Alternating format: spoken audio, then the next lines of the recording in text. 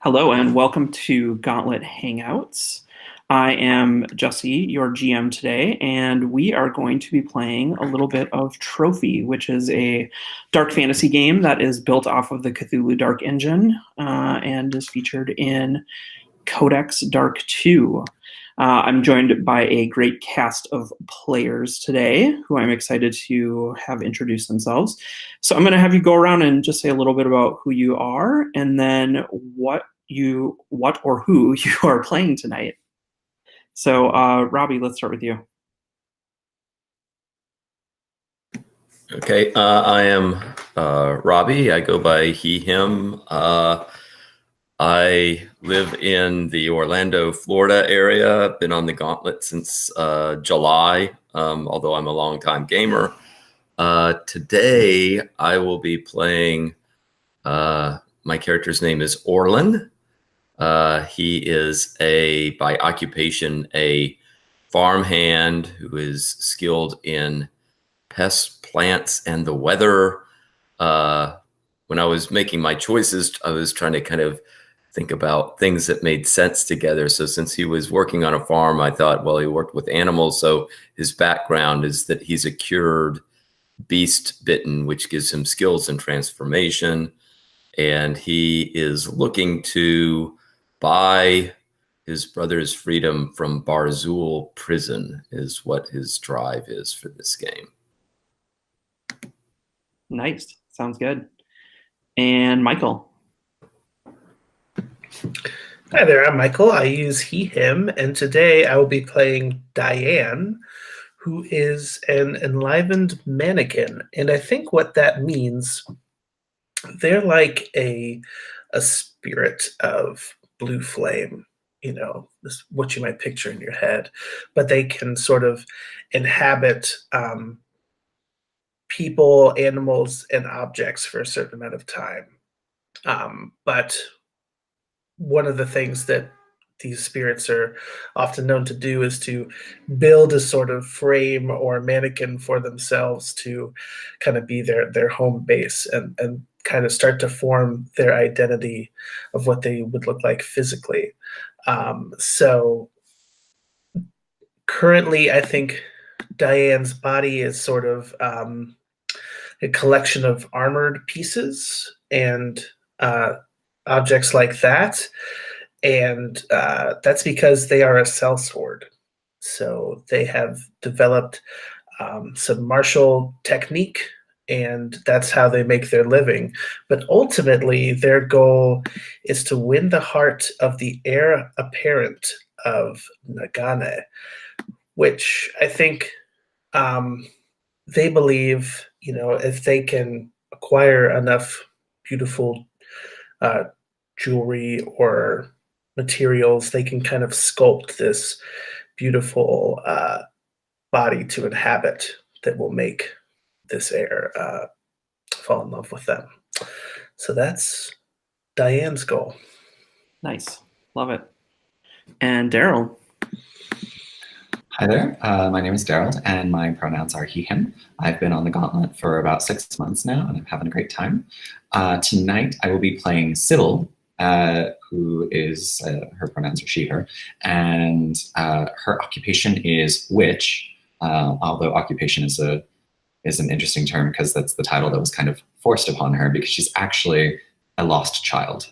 She has lived in the woods for as long as she can remember, and through that, she's picked up a couple of tricks here and there. She doesn't really know anything about like her family or how she ended up there, or all she knows is that the people around her shun her. And so she's never really felt like she's had a place to call home, which is why her establishing drive is to be able to build a home in the Lavasti countryside so that she can finally have a place to call home. Awesome. Love it. I am so excited about all of these characters already. So as I mentioned, Trophy is a dark fantasy game, the premise of which is that you are treasure hunters going into a forest that does not want you there. This is very much a play to lose game because your characters are almost certainly doomed. you will very likely not make it out alive, or if you do, you will have either some major issues or will be carrying with you some sort of cursed treasure that's going to ruin your life one way or another. So keep that in mind as we play. I'll do a little bit about the rules and how the game works, and then we will jump right into it. But before I do that, just a little bit about safety tools. As with all Gauntlet games, the X card will be on the table at any point if you need to, if you want to pause the game or take a break or have us jump back, go ahead and just throw an X in the chat or make a little X sign with your hands, or just let me know. We can also use script change, so if you want to pause or rewind or fast forward through anything, we can do that as well. This is a horror game. Things will probably be somewhat dark and scary, and I will try to push your buttons as much as I can. We'll see how well I do. Let's see what else. Oh, it's also open table. So if at any point you need to get up and leave for any reason, feel free to do so. And that can be followed with a message just saying, hey, I need to step out for a minute. Or if you just need to go, then that's fine as well. And we can handle that and move forward. So how does Trophy work? So Trophy is built on, it's kind of a little bit of a mashup of Blades in the Dark and Cthulhu Dark. So like Cthulhu Dark, you are rolling d6s and you have two different types of die, or two different types of dice that are kind of in your favor or not in your favor. So we use light dice and dark dice. I have a roll for your party room set up, so you should all be able to hop into that, and we'll just throw a couple dice in there and you can use those as we need. Everything is d6s. And the higher the value of the dice, the better you do. So ideally, you're looking for sixes. That's just an outright success. So whenever you're doing something risky, you're going to roll dice. You'll get one light die for something that you are skilled at, whether that's because of your occupation or your background. You can get another light die if someone wants to throw in a devil's bargain. So that could be anyone saying like, hey, I think it would be interesting if the person that you just attacked is your long lost brother. Or I think it would be really interesting if in trying to grab that treasure, your hand got lopped off. And you can take that or not. And we'll go from there. The dark dice are things that you bring in if you are either risking your body or mind, or if you're using a ritual. So whenever you use magic, you're going to use dark dice. Or if you're doing something where you're putting yourself in harm, you'll roll a dark die. If you want to. You also don't have to. So you gather up all your dice, you make your roll, and then you see how you do. So like I said, a 6 is an outright success, a 4 to 5 is like a mixed success, and a 1 through 3 is you fail. But if you fail, you can always re-roll. The only condition there is you have to throw in one more dark die. And you can keep re-rolling to get the best result that you can. But once a dark die is the highest die, you're done. Or if you get a 6 on anything, then you're basically done. The dark dice will increase your ruin. So whenever you make a roll that includes dark dice, you are going to look and see, did I include a dark die? And if you did, and it is higher than your current ruin, your ruin goes up by 1. So that's, I sort of think of it a little bit like reverse hit points. It's a tracker that sees or that shows how much you are being controlled and taken over by the forest. So the forest is the big enemy here. It doesn't want you here. It has lots of things to throw at you, including monstrosities. If you try to fight any of these monstrosities, you will die. So don't do that. You can try to fight to get past something. You can try to fight to protect yourself, to get by. But if you just outright try to fight something to kill it, you'll be killed. So don't do that. Let's see, what else is there? We talked about rerolling. We talked about devil's bargains. We talked about ruin rolls. Oh, also, if something happens that is horrific, that scares you, that would scare your character, I might just ask you to make a ruin roll. And those tend to ramp up quite a bit as we get towards the end of the game. And with that, you just roll a black die or a dark die. And if it is higher than your ruin, then you tick over by 1. Once you hit 5 ruin, you can try to reduce it. And to do that, you just have to act in service of the forest. So you could sabotage your fellow treasure hunters. You could try to return treasure to the forest. Basically, anything you could do to try to work in the forest's interests can help you reduce your ruin and save you a little bit. That is it. We have characters made already. And I think we're ready to go unless anyone has any questions. So are there any outstanding questions? Yeah, one question I have about the Devil's Bargain is the Devil's Bargain something that other players come up with ideas for the Devil's Bargain? Yep. So just like Blades in the Dark, that is you just throw it to the table. Whenever you're about to make a risk roll, you can say, hey, does anyone have any Devil's Bargains for me? And people might throw out options. And if you're interested in any of those, then you can take it. And that gives you an extra light die. But you don't have to take it. And I'm the final arbiter of, whether something is a valid Devil's Bargain or not. Good question. Anything else? Cool. Great. Cool. Okay, so the first thing that I want to know is just a little bit about characters. So I'm going to go around and just ask you all a couple questions about who you are and how you ended up in this on this excursion. So, Orlin, you are a farmhand. Why did you decide to leave your farming life behind? I think it's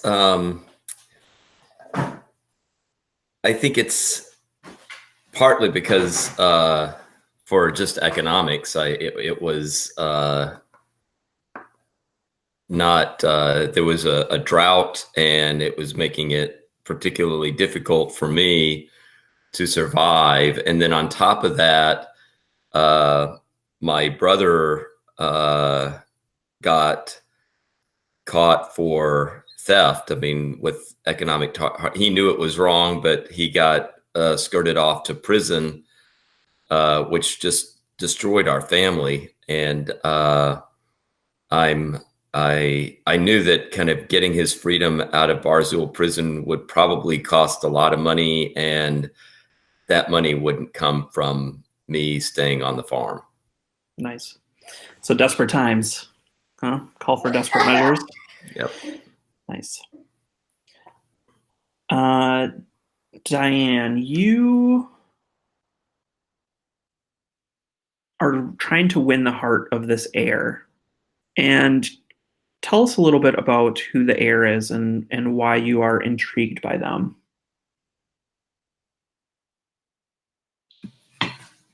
For a name, let's go with Eliseo.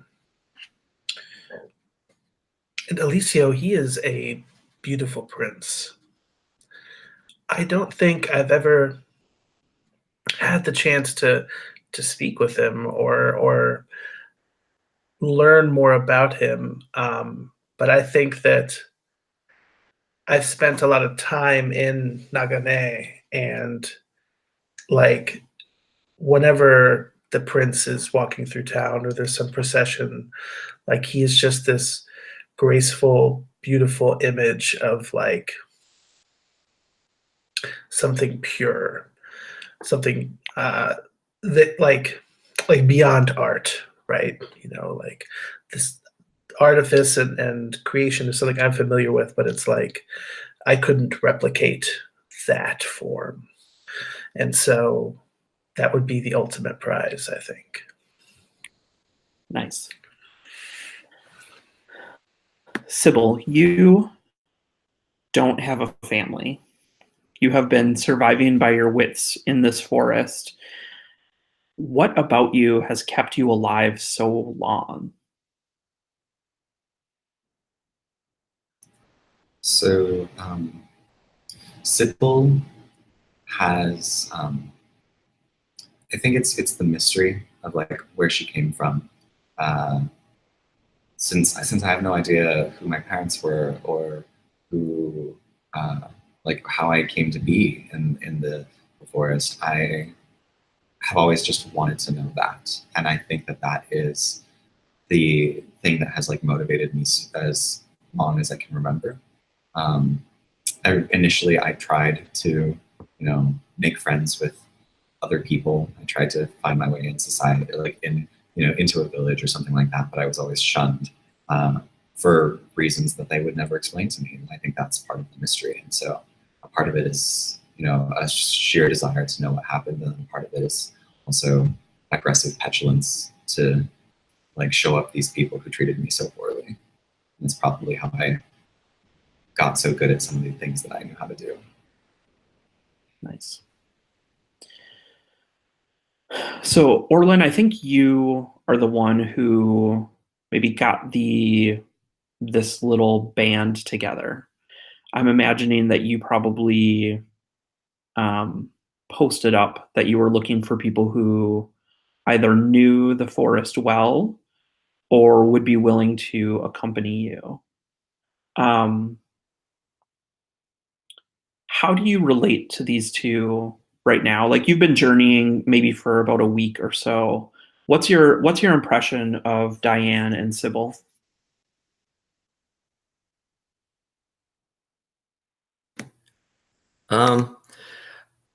I think I have very different reactions. I think with Sybil, family has been very important to me, and so the little bit that I've learned about Sybil's background really touches me. I mean, the idea of somebody somehow being separated or abandoned from parents and not really having a group that she could call family just is something that's really I find very, very sad, very tragic. So I think I'm I'm in some ways hard for me to identify with Sybil because I've never been in that position, but I certainly kind of just feel for the background that Sybil has. I think in terms of Diane, I think Diane is out of a completely different kind of social class, it sounds like to me.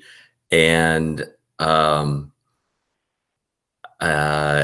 never really encountered anybody like Diane before. And I don't know that Diane has really just doesn't strike me as somebody who has really struggled in the way that people like me and like Sybil have had to struggle. I mean, Diane, just the little bit that I know about Diane, seems like Diane has had a pretty sweet and privileged life. And I'm a little envious of that, but also have a little resentment, I think, towards Diane. Do you have any, so the way that Diane appears is not superhuman, right? Michael, you were saying that Diane is like a flickering blue flame in a suit of armor, essentially. Piecemeal armor. I think it's like armor that a human would wear, but otherwise, yeah. Does that, Orlin, does that freak you out at all? Like, why are you willing to put up with this strange thing? I guess, does it freak me out? I don't, that may be too strong. I think it's odd. I think the reason why I'm somewhat willing to go along with it has to do with me being a beast bitten. And I don't know. I feel like, okay, with being a recovered beast bitten and kind of, there's something about this odd transformation of this suit of armor into something living that kind of resonates a little bit with my my background as a recovered beast bitten. Nice. Sybil, what's your take on these two individuals you find yourself with? Well, considering she is a basically traumatized child who grew up in the forest. Her relationship with either of them is not super great. First and foremost, the fact that like she senses Orlin having any kind of like pity or like empathy towards her makes like sensing takes his empathy as pity and loathes the idea that someone looks down on her like that. She has survived through so much, and she is like loath to admit like she doesn't want anyone to look down on her. And then as far as Diane goes, I think that Sybil is immensely mistrustful of something that doesn't have a flesh and blood body. I think that living in the forest and having basically only her own body to kind of like inhabit and live in, the idea that something is like untethered from flesh or from plant or from anything like biological severely weirds her out, and she's very mistrustful and maybe even a little bit like probably prejudiced against it. Have you run into any of these other kind of weird flickering blue entities in the forest, or is this your first time encountering one? I think that probably I compare Diane to a will-o'-the-wisp or something like that, which is a malevolent creature. I don't know if Diane identifies as a will-o'-the-wisp. I'm also probably pretty sure that Sybil wouldn't make a distinction even if Diane insisted on one. So yeah, I think that there's like a vague familiarity with it. Nice. And Diane, what's your impression of your fellow treasure hunters? Well, I'll feel free to lean into this sort of cosmopolitan angle here. These two are kind of a pair of backwoods hicks almost, I think, in Diane's eyes. They're dirty, they smell bad, they don't seem to care. But if I'm going to succeed, maybe I need a little bit of dirt on my side, because I'm going into the dirt here. And as much as I don't want to admit it, I think that is a somewhat unfamiliar concept for me as well. But as far as individually, I'll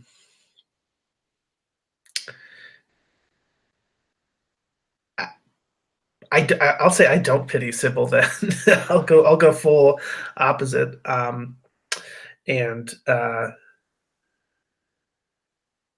As far as Orlin goes,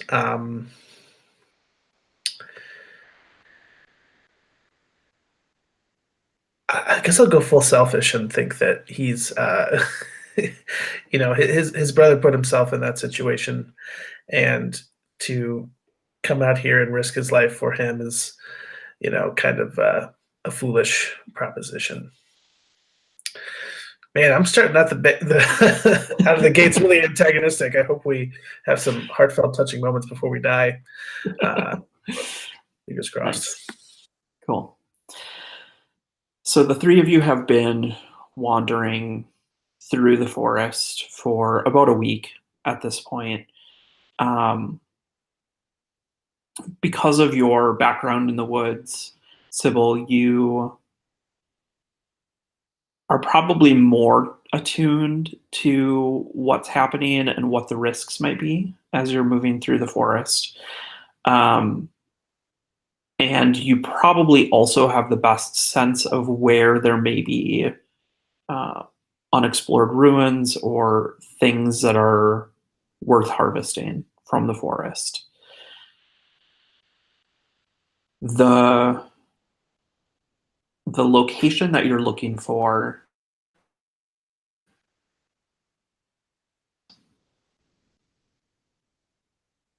I'll say you haven't been there before, but you maybe had heard rumors about it from someone in one of the villages that you popped into to get whatever you were looking for, or whatever drew you into the village in the first place.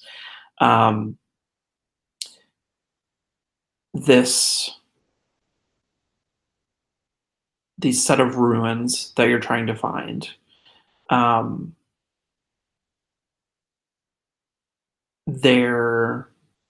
We'll say there's a rumor that the treasure that's kept within them, or the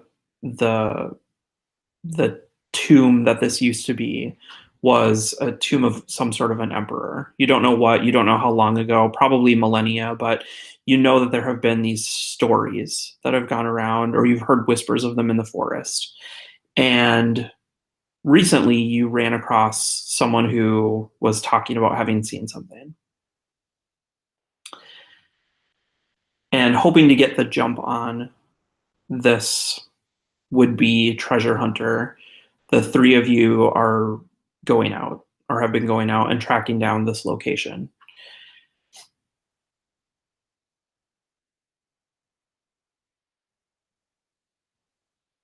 You see a little bit of a glint in the distance. Probably not gold, that would be silly, but there's something that feels a little off ahead of you. Like there's a bit of a path in the ground, and then you see something that sparkles where it shouldn't. And as you approach it, you realize that it is a marker of some kind.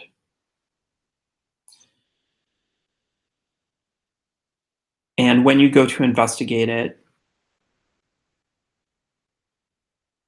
it has a set of strange symbols carved on it, made out of, interestingly enough, copper that still shines. Normally it would be covered in the kind of gray-green patina that always happens with copper, but not this. It still shimmers.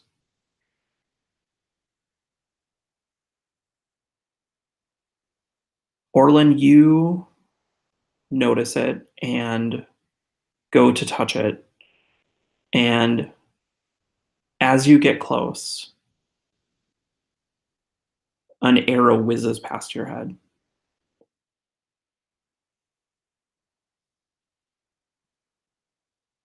What do you do?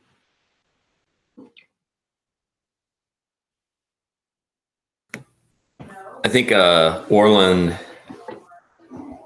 immediately hits the ground, like just goes prone on the ground and rolls a little bit off to some underbrush. And once he gets to the underbrush, he's going to be kind of looking out to where he thinks that arrow came from. He's also going to be saying, attack, to his compatriots. He's going to, let them know that, there's some type of assault that's in process here. Sybil, what do you do once you hear this shout? The second I hear a loud noise, such as the shout, my animalistic instincts kick in, and I immediately. I'm already like a tiny little thing. I'm malnourished, and I never quite grew into myself the way I should have. So my natural instinct to fall into the shadows and like hide behind thick trees kicks in, and what I probably do is I try to duck between trees and put a little bit of distance between my companions, but in such a way that I'm looking to see like who else or what else might be in the area. I'm like taking stock of the situation, basically. Yeah. Diane, what do you do once you notice that another arrow whizzes past you? Figures you two would be useless in a fight.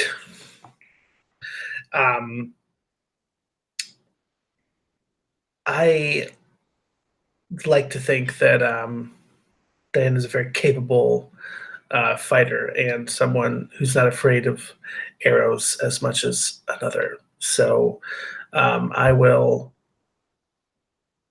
actually try to like charge towards the direction of the arrows. I mean, I'm not just running full on into the stream of bullets, but I'm thinking like still pretty directly. Yeah. Yeah. Cool. You rush forward and you come across another figure, a man, dirty, all covered in mud and trying to blend into the trees, but he has made some very obvious mistakes in terms of his camouflage, and he sticks out to you. And especially because you're running at him and now you've seen 2 arrows fly towards your head, you're able to barrel into him pretty quickly. I'll place my sword like kind of on his neck. Nice. Cool. When this happens, Orlin, you notice standing pretty close to where Sybil is another archer with bow drawn, ready to fire at. It could be Sybil, it could be Diane. You're not quite sure where they're pointing towards because of the angle. What do you do? I think Orlin, first of all, yells out, "Sybil, watch out." And Orlin will to some extent make himself a target, but he's going to be a moving target, right? He's going to yell over at that archer and say, "Put down your arrow. You do not know who you're messing with," and is going to be visible to that archer, but also not standing still. Going to make it a difficult running, kind of angled, somewhat perpendicular to him. Okay, cool. And Sybil, what do you do when you realize that there's someone just like maybe 10 paces behind you? Is their attention still focused on me, or is it shifted to Orlin? They're like, once they realize that Orlin saw them and is kind of rushing towards them, they flip and kind of angle towards him now. I think then I probably sink further into the forest and draw a knife and see if I can strike them from behind. Nice, cool.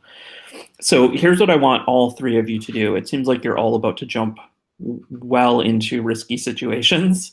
So I'd like each of you to go ahead and first just tell me what you are aiming for, kind of what your goal is, what the best case scenario is, and what you are in particular worried about. So let's start with Diane. I want to dominate this person, and I want them to tell me whatever I ask of them. Nice. So I'll probably say, who are you? What are you trying to do? I want to threaten their life. Cool. And Orlin? Orlin is going to, with knowing that Sybil is there, I'm hoping that Sybil will be able to do something, but I'm not necessarily confident that Sybil would be able to take somebody like this on by herself. But I'm going to try to flank this person, get on the opposite side, and hope that me and Sybil together. And I imagine that Orlin carries like a kind of cudgel with him, and so he has this kind of cudgel out and is hoping to kind of approach, have Sybil on one side, him on the other, and the 2 of them will be able to tackle this person. Cool. And Sybil? Sybil's main priority is always to disable, to make it easier for her to get away. So she's looking for an opening, whether that's like in the armor of this person or whatever, to kind of slash at something vital, maybe their ankle, maybe their the back of their knees, or if they can even go for it, like sink that knife into their throat if it's possible, just to make So sure. you're willing to kill if you need to Yeah. protect yourself. Yeah. Okay. I've been myself for a long time. Cool. Awesome. Okay, so Michael, why don't you roll first, and let's see what you get. So let's start by just building your dice pool. So you're going to get 1 for doing something that aligns with a skill. Sounds about right.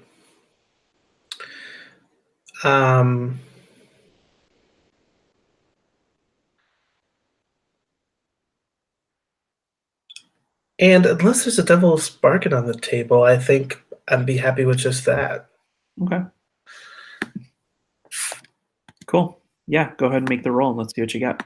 Sure.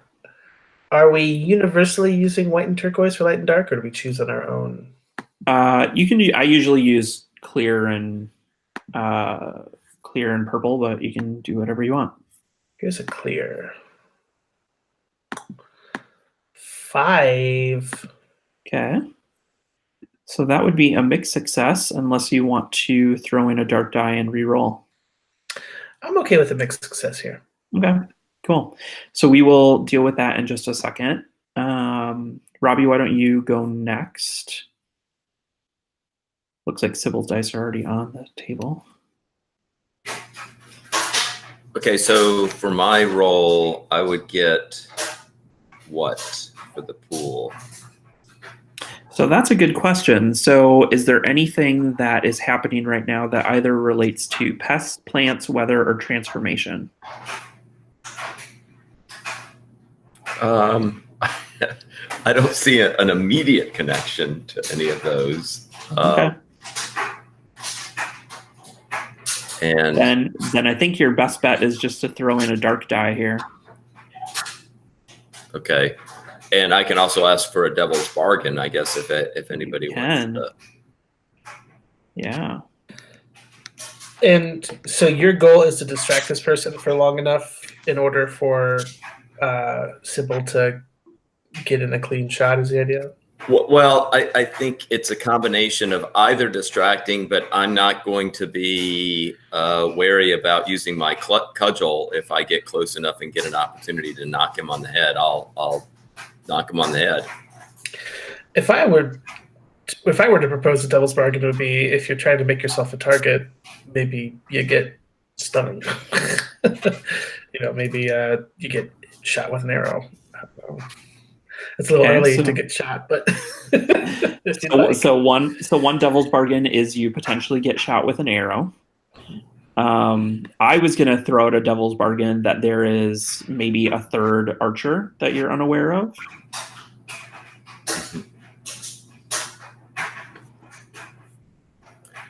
It's up to you, though. Yeah.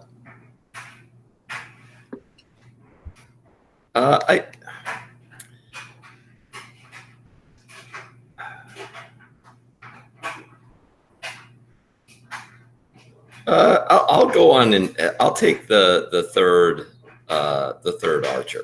Okay, cool. So then you get a light die, and if you want to throw in a dark die, you can, but otherwise you just get the light die. Okay, yeah, I guess I'll just go with the light die and see what that gives me. And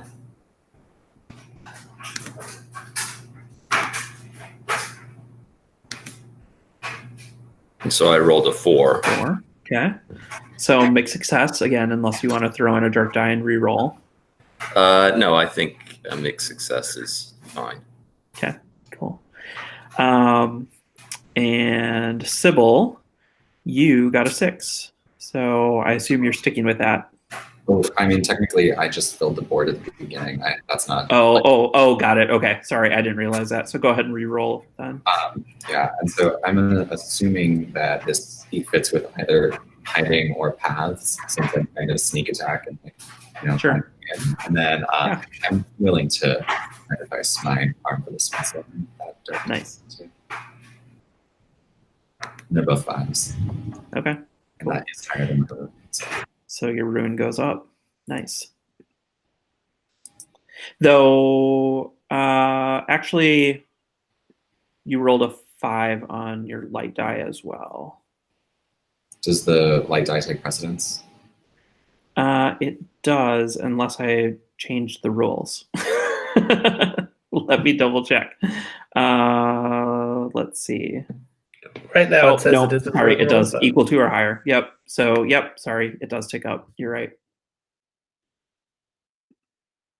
Cool. Awesome. Okay, so let's see what happens here. So let's start with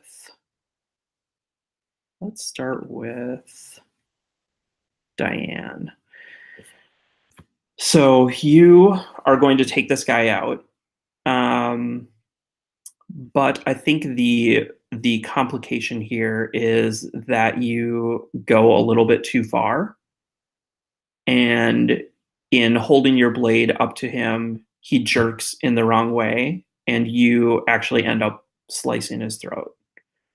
Not enough to kill him right off the bat, but he is not going to survive this.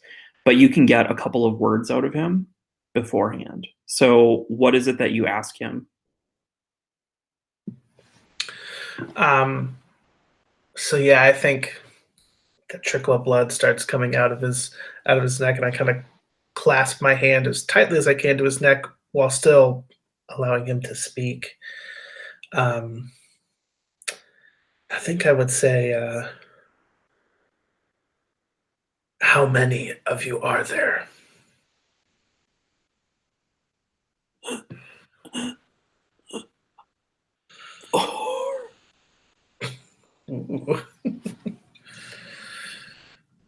And then his head falls back.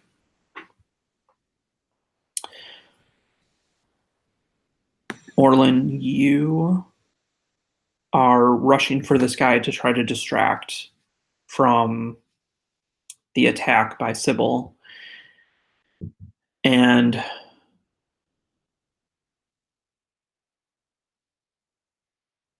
you definitely do distract long enough for Sybil to take this other guy out, the second guy, who isn't in quite as bad of camouflage, was clearly a little bit more prepared for this journey, but is still nevertheless like having a blade sunk deep into him by Sybil. But you do distract, and I think the complication here is that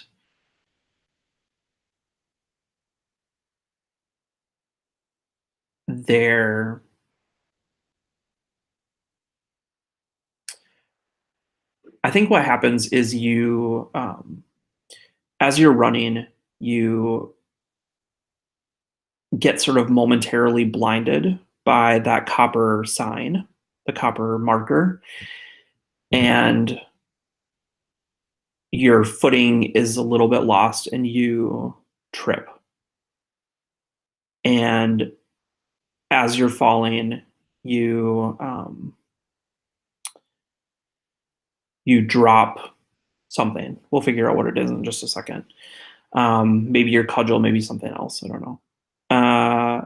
And let's jump to Sybil. You go to sink your blade in, and when you do, this man looks at you, and there's a brief flash of recognition. And there's some, on his part, like he recognizes you, not the other way around. And he looks at you with kind of just pleading eyes.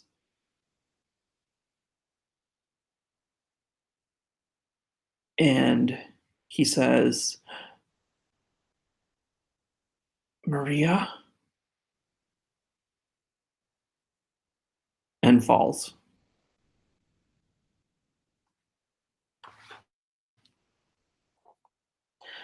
So what is it that you dropped, Orlin?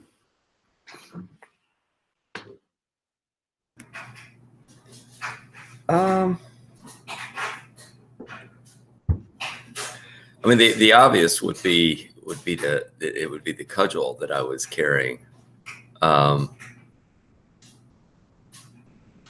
Yeah, was there so- anything that you were like wearing that would have come off, like a locket or a? Yeah, I mean, I guess, yeah, if we want to, up the drama, I could say it's a,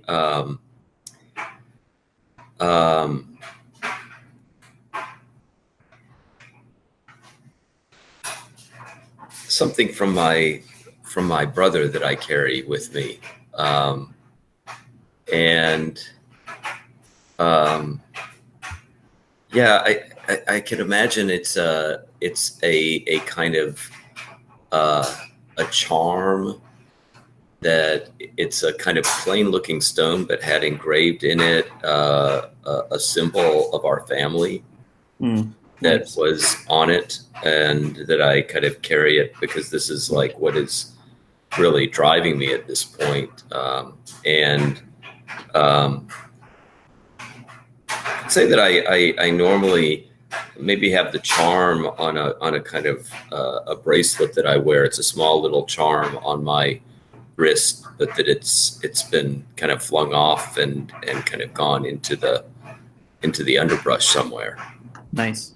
So can we say that the engraving that's on this charm, that maybe it's like an X kind of populate, like in each of the brackets of the X there's like a dot in it or something. Does that sound good? Yeah, so something that would be kind of direct and basic, but obviously would have kind of importance to me.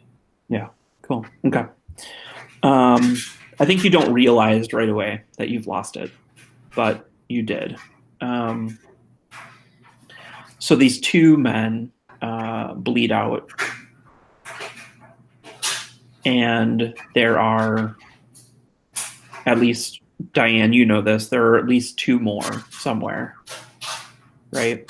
What do you do with that information? Well, I think the first thing I would probably shout out would be like, "We're not finished with them." And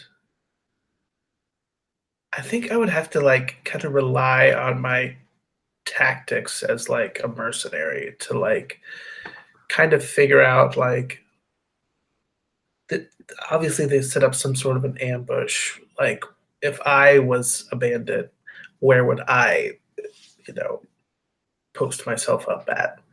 And try to rely on that knowledge and perception to like try to guess where some of these other folks are at. Sure. Yeah, you don't actually hear anyone. There's no obvious place, but given the direction that these two were coming from, you can probably suss out that they were that if they were all kind of scouting, or if they all came from the same location, that they would be somewhere northwest of here. So you could presumably, if you want to try to find these other two, head that direction to look for them. So, there's this sort of like quiet that kind of like pervades as we're all listening for like twigs cracking and like arrows whizzing and things like that. How long does that silence last? Like, does it seem after a while that like we're all alone, or? Yeah, you wait for maybe a minute, 2 minutes, 3 minutes, and nothing.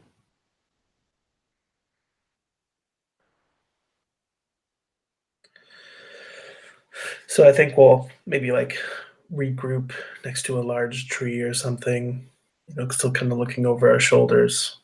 But the one I gutted said that there's two more of them.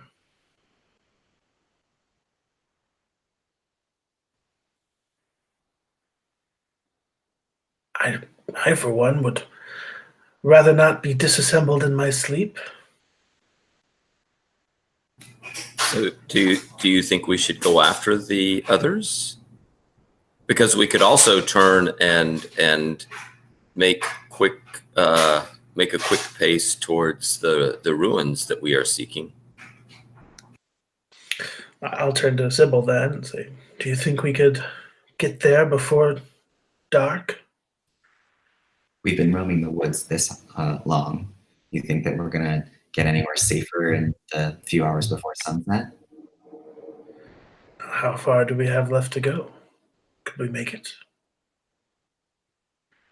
I don't know. Let's see how far you can get, Tin Can.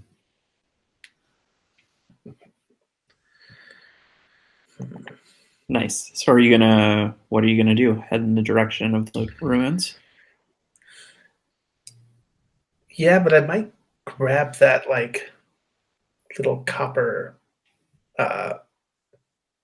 bait, Marker. so Yeah. to speak. Yeah. And you said that the symbols are unfamiliar, strange. Yeah. But very clearly ancient, despite the fact that this is fully polished. Yeah, something to hold on to. Nice.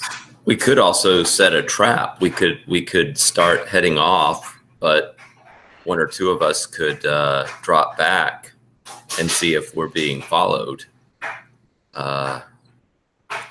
One or two of us could hide in the underbrush while the other one or two continue on and see if those archers appear. They managed to outwit us once. Who's to say they won't outwit us again? I don't know. If I know anything, it's that you shouldn't stay in the same place for too long in the woods. Makes it easier for things to find you.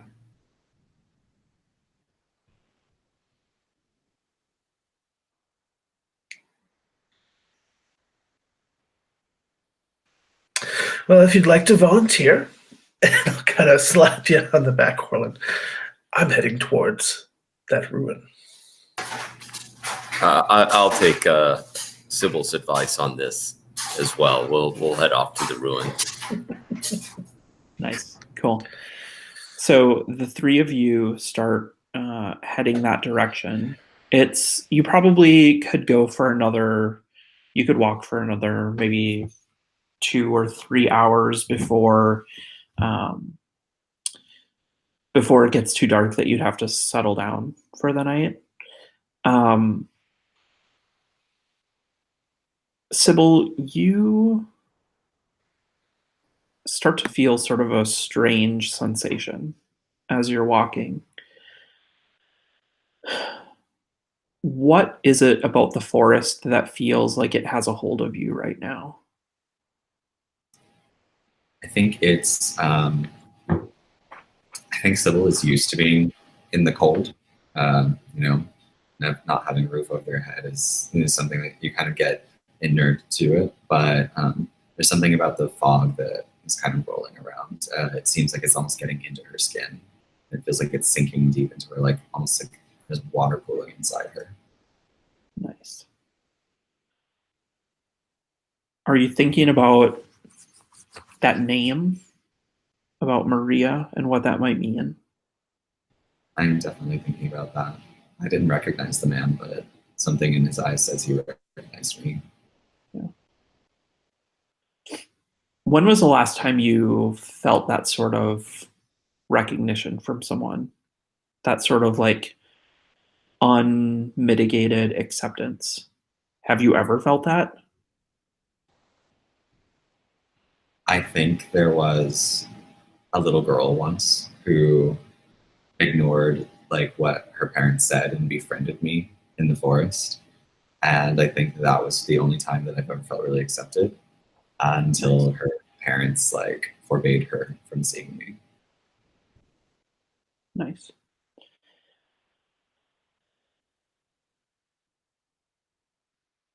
You walk for about an hour. The air gets thick. really thick, like a fog is pouring over the forest. A humid, drenching. You know that feeling when you go to sleep in the summer and it just like everything sticks to you, the sheets, the just everything. It's just like the moisture is pooling up everywhere. Like you're a wet glass and you're getting covered in condensation. It's that feeling when this mist kind of sweeps over and everything feels heavy. The ground is wet and you pull and your boots stick. And it's just that kind of like languid summer heat that like just covers you. You hear a bit of a buzzing in the background.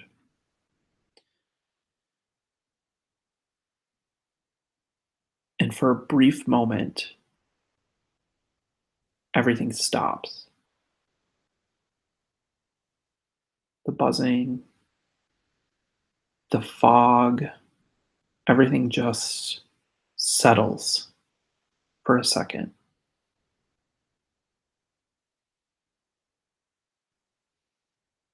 And then it's right back. And there's the background hum of mosquitoes. And you look to your left and you realize that tree seems familiar. Like you've passed it before.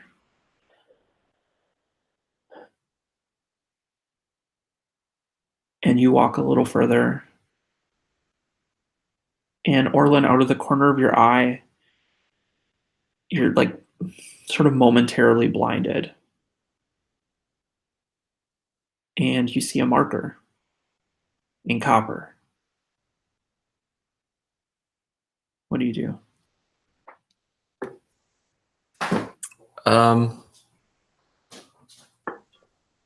Well, I think the first thing I would do is point to it and say, "There's another marker over there, glinting. I see it, even though it's getting. Is it starting to get dark right now? At this point? Yeah, but I can still make it out.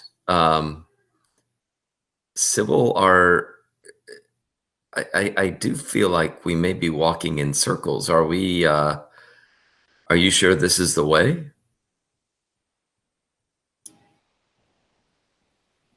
I don't know where we're going. I've just led you to the place that it's likely to be. There's a reason it's an unfound temple. You think that if it was easy to get to, that you'd be able to go in there and harvest all the treasure that you want? Sybil, as you're saying that, you hear a buzzing again. Not the mosquitoes, but flies. And you realize they're sort of hovering over a single form.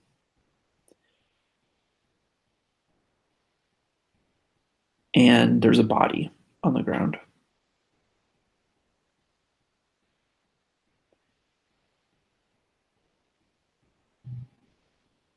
And you realize that it's the man you killed.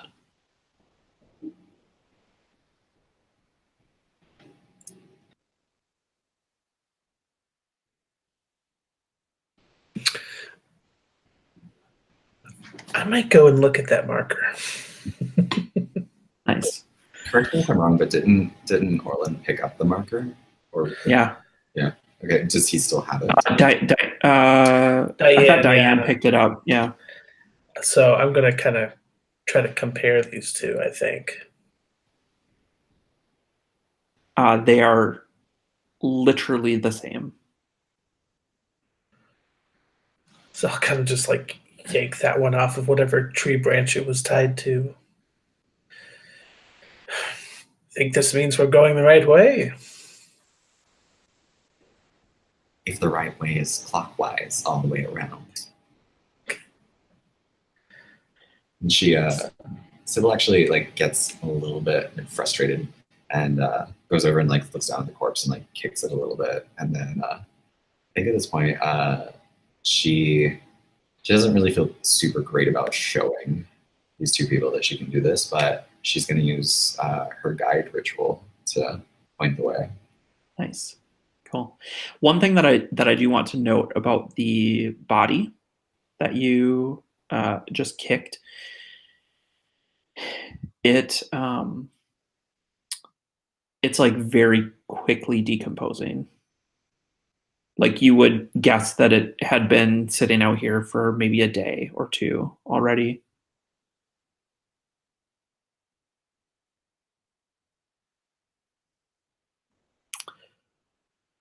Orlin, what do you do?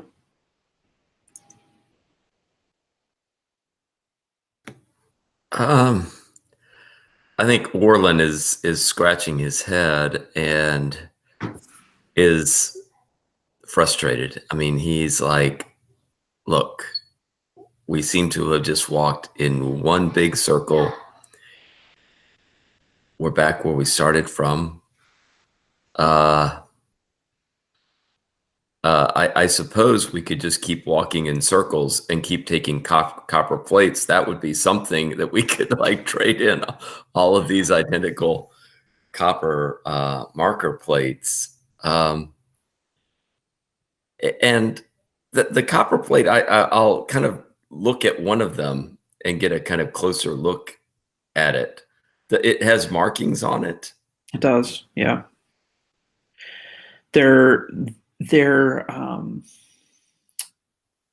a bit like cuneiform. Like it's sort of those triangular markings. It's like a series of those arranged in 3 horizontal rows. Mm-hmm. Well, I can't. Orlin says I can't make heads or tails of what any of this means. And this body isn't right. I mean, it looks like the same person, but I've never seen, as a farmhand, I have seen decomposing flesh, and I have never seen anything like this before.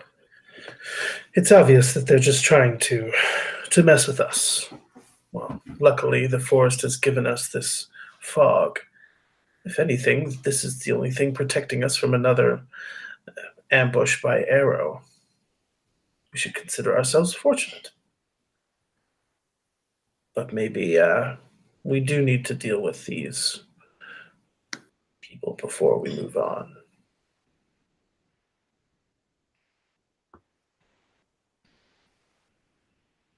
Unless you have another idea, Sybil. I say we get what we came here for and we get the fuck out. No reason to worry about dead bodies, especially dead bodies that seem to be doing things that dead bodies shouldn't do. I think that should be the least of our concerns right now. We have a priority here and we should go. Are you like in the midst of casting this ritual, or have you already done it before you're having this conversation? Yeah, I think that like I say that and then I turn around and I start probably like focusing my hands and then start to speak like the words that the forest has taught me, that I have heard spoken at night. And as I'm doing this, I'm making all these like arcane gestures and like my hands are contorting in like really painful looking ways. Nice. You want to make that roll?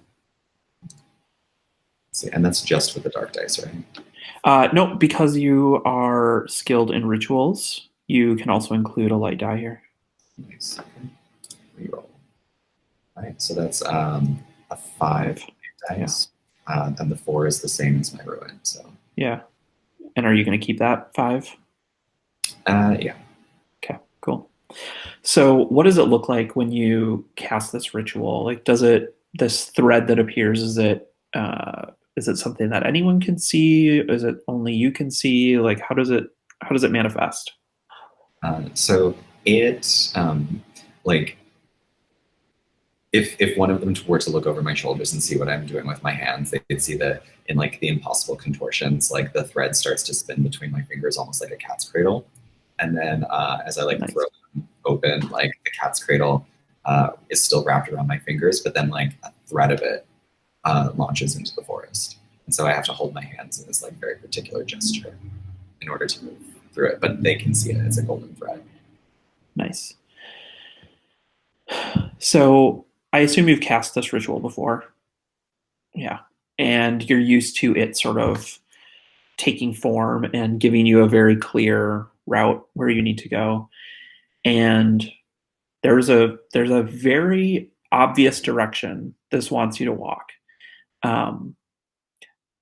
But what it does is it sort of loops back on itself. And have you seen those sort of like just labyrinths that people are supposed to walk? You know, like that. It's just kind of a winding path that loops back in on itself and comes back around. It's like that. Like it wants you to walk a very specific and precise path that seems to kind of point back in on itself, creating almost the equivalent of like a perfect kind of like the beginning and the end are almost at the same spot, but it's a very circuitous path to get there. I think there's something wrong with your magic, witch. Mother doesn't lie. Why don't you lead the way, Tin Pot? Sure, I'll do a few pirouettes along the way. And, you know, I'm a little bit on edge because we saw the corpse of the person that Sybil killed, but we didn't see the corpse of the person I killed. Right. So I'm thinking something, intentional is happening here. I'm not too afraid of getting hit with a bow and arrow, but that doesn't mean that they might sneak up on us in the fog with a knife, which is not something I didn't verbalize to my companions. So is this the kind of thing that has you nervous enough or is disturbing enough that you would feel inclined to make a ruin roll here? Absolutely. It's very Nice. tense. So this is just one dark die, Just one right? dark die. Yep.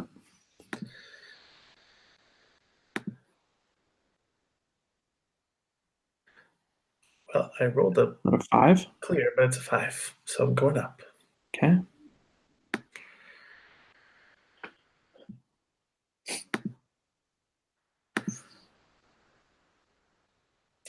So as you're thinking about all of this, that weight and stickiness of the forest is kind of like cloying. How do you feel things? Like, is your body purely flame, or do you have some sort of like, you must have some sort of tactile sense, right? Yeah, I think it's like whatever is on the exterior of whatever I'm in, I feel as if it were skin. So Yeah. like I still feel cold and clammy.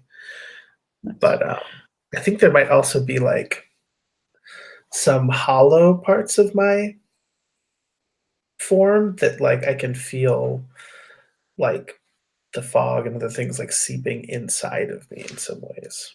Nice. So I think there's like, you probably have a few like chinks in your armor, like at the joints and things like that, right? I think you look down and you look at your right elbow, and where normally your sort of like spectral form would be existing sort of fully contained within the space, you feel it kind of seeping out. Like the flame is kind of flickering out, almost like not quite sparks, but like if you were to blow a candle, right? It sort of like pushes. There's that kind of like momentum with it, like it's being drawn out a little bit.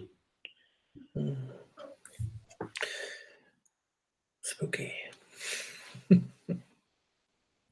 Nice. Why don't we let's just take 5 minutes right now. Does that sound good? And then we'll come back at 5:02. Okay? Cool. See y'all soon.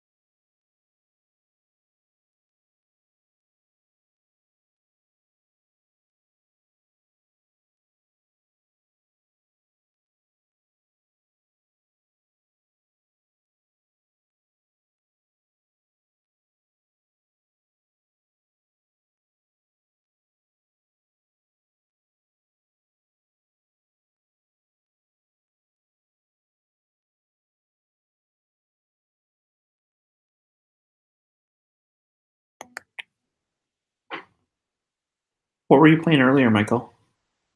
I was playing Dialect. Jealous. It was my first time, and I really liked it. Yeah, I'm so excited. I'm playing it in February at a local con, and I'm very much looking forward to it. Yeah, it was an awesome experience. Yeah, it's a really well-crafted game for sure. Nice. Who facilitated it? So Pat was hosting, but Yoshi facilitated for us. Nice. Cool. Yeah, we were a Martian colony that Nice. got forgotten. So, what was your favorite word from the session?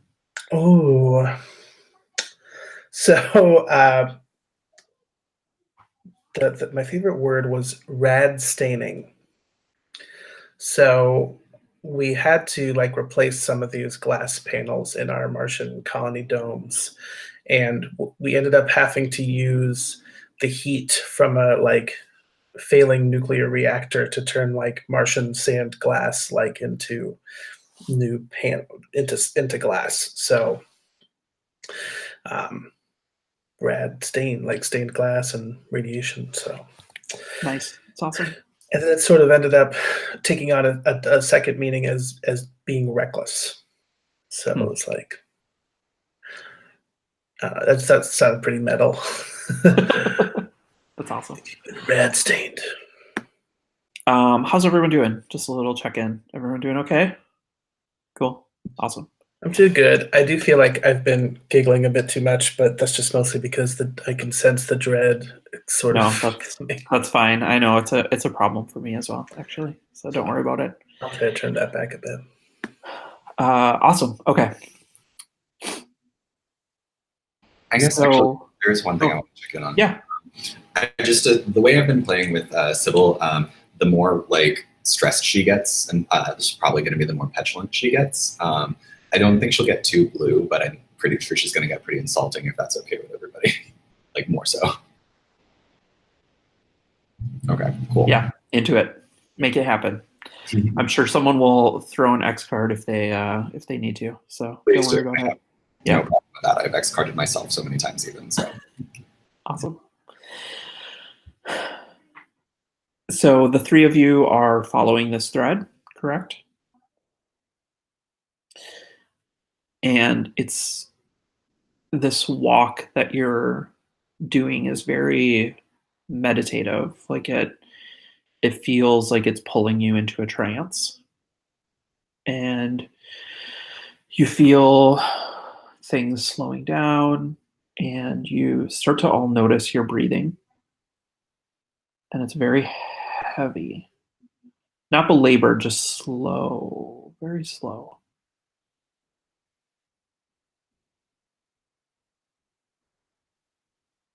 You make this turn that the thread wants you to make.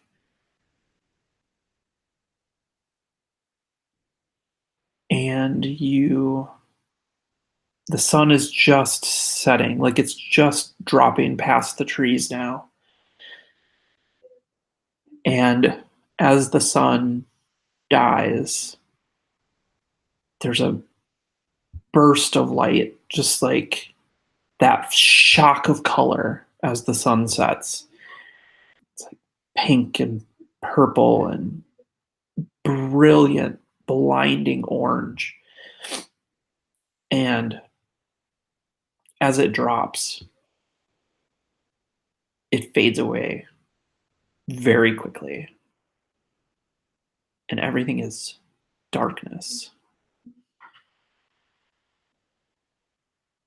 And you hear some birds. Birds that you would normally hear in the morning tweeting, as if they are coming to life with the day. And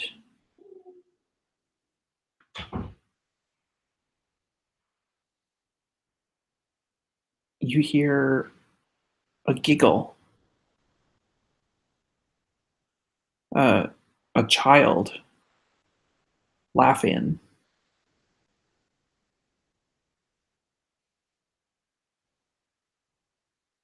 and then it stops. It's behind you though. You hear it. You hear that laughter, and then it's gone.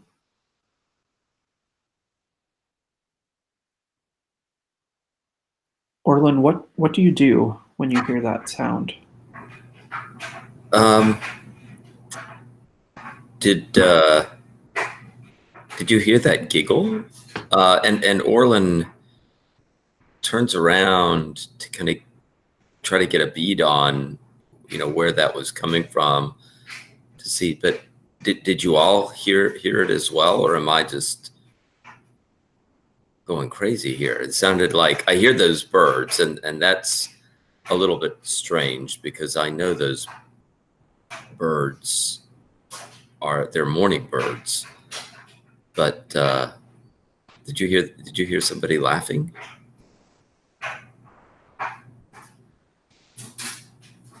Do you want to let us in on the joke, Sybil? I don't know what people who are used to the forest hear in here. I don't hear anything. We're business going forward. So much happens here, and it's really best to poke your nose on this. It doesn't have an initiative.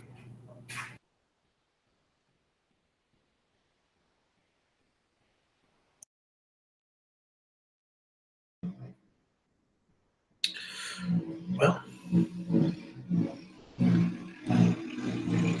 not much else to do then, I suppose.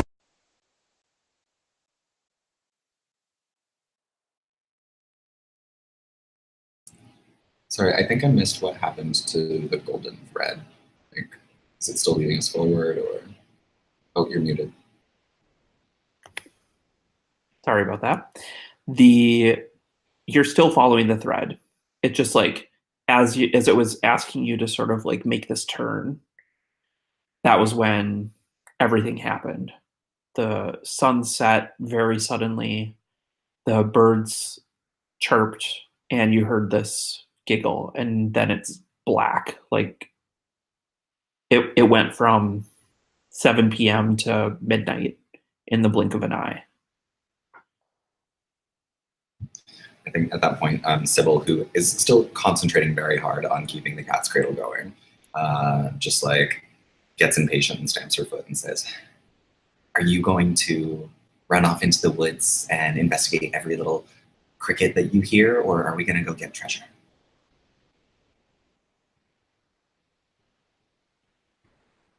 Are you aiming that at someone in particular? I'm at both of them. Like, I feel like they're going to sit here and like beleaguer the point for, God knows how long, when I'm the one doing all the real work right now. When I look around and see how dark it's gotten, that might be the first intelligent thing you've said all day, little one.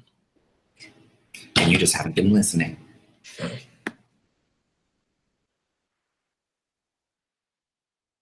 And I think one thing that Orlin will do in terms of those bird calls, I think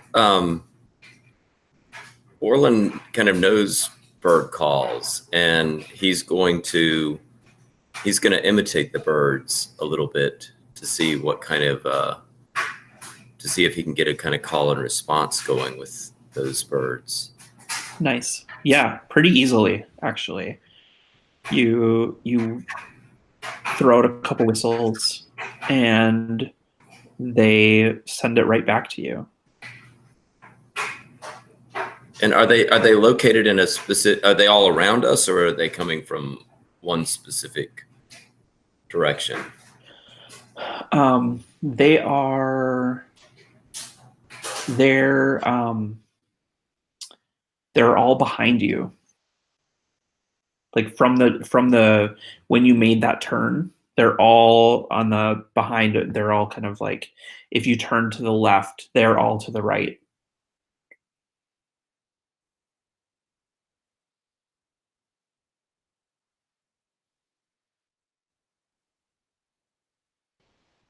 I think Sybil just kind of like treks forward. I think she's lost patience with this little symphony happening here. Nice. You start stomping off ahead, and pretty quickly you realize that they have not kept up with you. And it wasn't maybe necessarily that you were running, but you made some turn that they didn't see. Or you just weren't paying attention, in an effort to kind of just keep things moving. And this thread, I assume it sort of like comes from your hand, right? Like there's not a trail behind, right? Yeah, no, like it winds back up in my fingers as I'm. Yeah. It's almost like I'm like spooling it back up. Yeah. So, Diane, you realize at some point that Sybil's sort of just rushed off, and you don't know where she is. What do you do?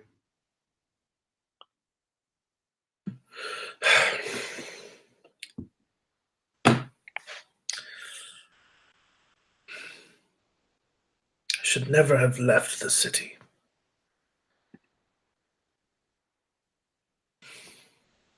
So, I think I would try to like light a torch at this point and Sure. start to sort of like cast around. Is the fog still present, or is that sort of lifted also? Yeah, the fog is still there and pretty thick, and it still feels hot and slow and heavy. The torch lights, but it takes you a while because everything just feels sort of waterlogged at this point. But it does light, and you have no clear sense of which direction Sybil went. Orlin, I hope you'll find that I'm not as eager to run off heedlessly as our young companion. I hate to say it in such frank terms, but maybe we should try to stick together, don't you think? I agree. She can't have gone far, and Orlin will yell out Sybil's name a few times to see if he can get any response. You do get a response, and it is from the birds.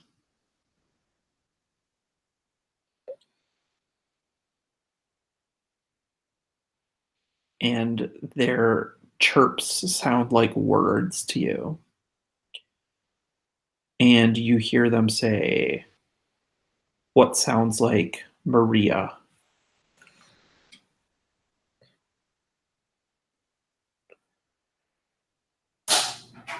We must be hearing things. I mean, those birds they're not like parrots or anything like that. I mean, but I'm hearing them say the name Maria, which doesn't make any sense. Do you hear that, Diane? Sounds like a lot of chirping to me.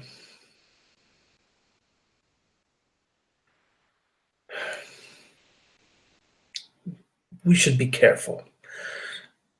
Those bandits are still out there after all. I have a theory about the giggles and the birds, which is that they seem to be trying to distract us. I mean, when we were following where Sybil wanted us to go, they seemed to be wanting us to pay attention and perhaps head in the opposite direction. Let's ignore them then. I agree. Ignoring talking birds is, in my mind, always a good idea. I'm secretly very relieved by this advice. And I guess I'll head towards where I think Sybil ran off and try to listen for loud crunching footsteps and stomping or something like that. Yes. Sybil, you keep walking, and the thread keeps spooling. And you hear that giggle again, but this time it's coming from ahead of you. in the direction of the thread. So I stagger to a halt. Can I see very far ahead of me, or does the thread just kind of go off into blackness? It just goes into blackness. It's sort of lost in the fog, actually. So I think at this point, despite my earlier admonishments to my teammates, I squeak out like a very like aggressive hello.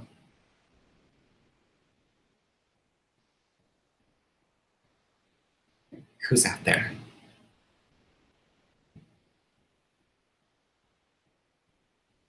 Little girl? Little girl?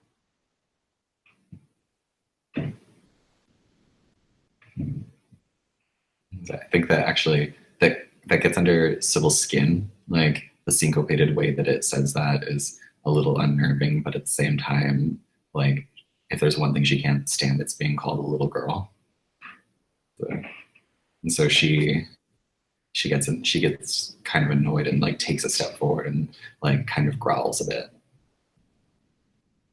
Just out of curiosity, why do you assume that it was calling you a little girl? You asked who was there.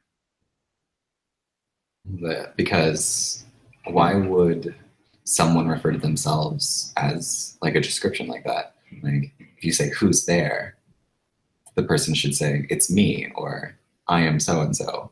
But just to say little girl sounds like I'm being taunted. Nice. So you take a step forward and you growl, and you see a light bobbing up ahead.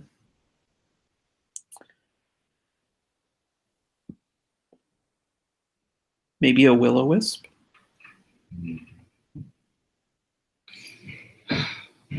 So as reluctant as I am to do this, because it does take such effort to cast it, I drop the cat's cradle because I don't need anything. Like I'm following a string, but something can follow a string right back to me. So, and I think at that point I slink off to the side of the path that I've been following, and I duck behind a tree, and I try to see what might be, get a better look at what might be coming through the forest at me. So you see this light and you realize pretty quickly that it's not a will-o-wisp, but it is a torch. And you see the light that the torch throws bounce off their faces. And you see two individuals. And it's the two men you killed earlier.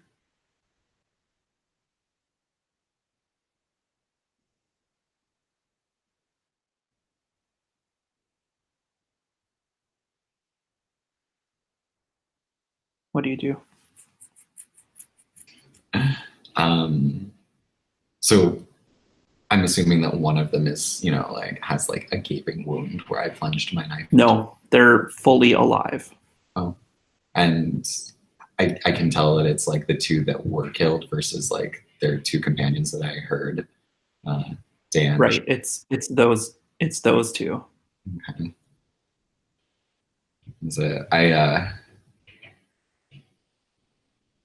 I think I doubt myself. I think I doubt what I'm seeing. So, like, I can't be seeing what I'm seeing. Like, things don't just come back to life, and especially not like so pristinely.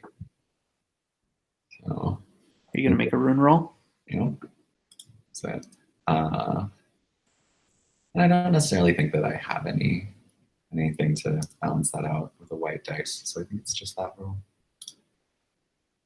Oof, and it's a 4, so it's still the same. Lucky. So I think in that moment of doubt, you have this sort of flash of lucidity, and you realize that maybe it was just a trick of the light, maybe you were just paranoid, but you realize that it's not those two men. It's Orlin and Diane carrying a torch. And you see them before they see you. Well, it's good that I realized it's them because I was about to hollow someone out. Yeah, I think at this point I get like even more frustrated. First and foremost, that I dropped the spell that was very hard to cast and maintain, and then secondly, that somehow they managed to get in front of me, and now are heading the wrong way. So, wait, are they coming basically from the way the thread was heading? Yeah. Okay, so I step out of the foliage and I scowl at them and I say, just like you two, going the wrong way.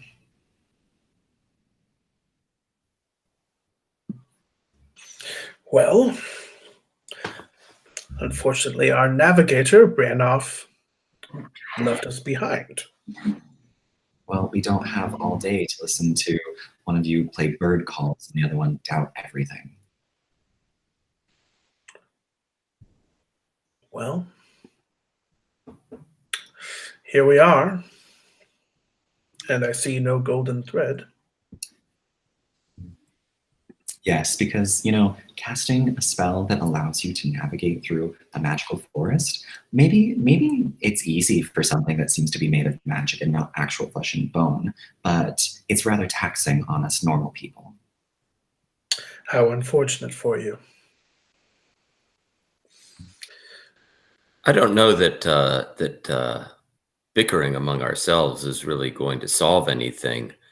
I think it's clear that we've lost our way, and I wonder if our best option now would be to find the driest place we can, and maybe try to camp the night, wait till the sun comes up.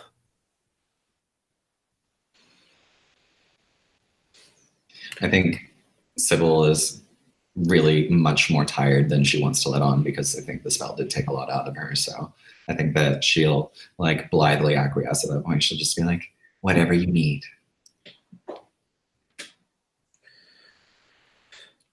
Yeah. Nice. So the three of you set up camp.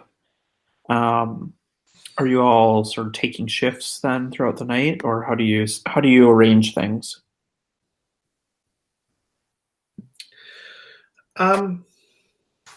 It might just be that Diane doesn't need to sleep. Sure. Is that fair? That's fine. So you'll just stay up and watch? Yeah. Keep watch? Yeah. What does Diane's stamina look like then? How do they run out of juice and how do they recharge?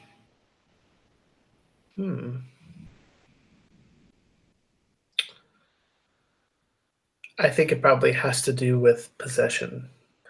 Maybe it's sort of a vampiric thing where they do have to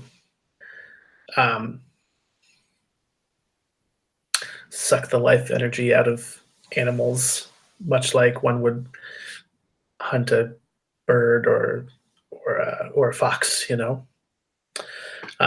except instead of cutting it up and eating it, I just sort of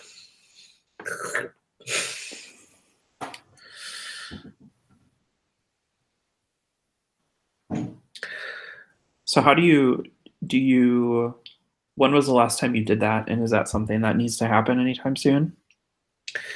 Yeah, I'm probably feeling hungry, so to speak.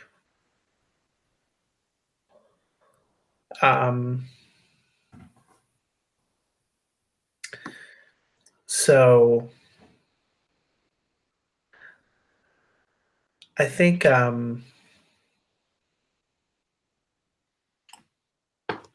that's something I'll probably be looking out for is birds or snakes or frogs, anything that likes to come around at night. just so they can maybe pick up. I think I'm very good at remaining still for a long period of time, so sometimes animals will just sort of like come close to me without realizing I'm alive and a threat, and then I'll just... Nice. So the other two of you go to sleep.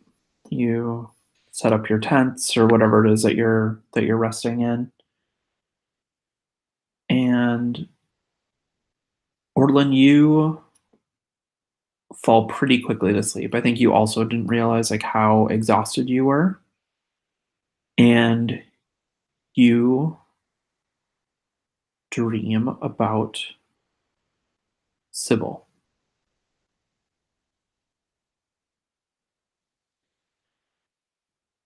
And you dream that Sybil has found the treasure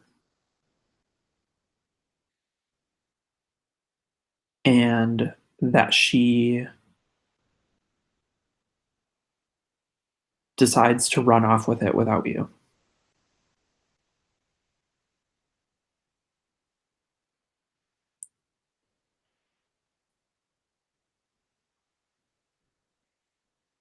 And you dream that you get back, you make it out of the forest, and you have to go talk to your brother about why you couldn't save him.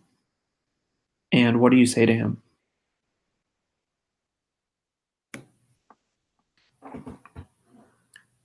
I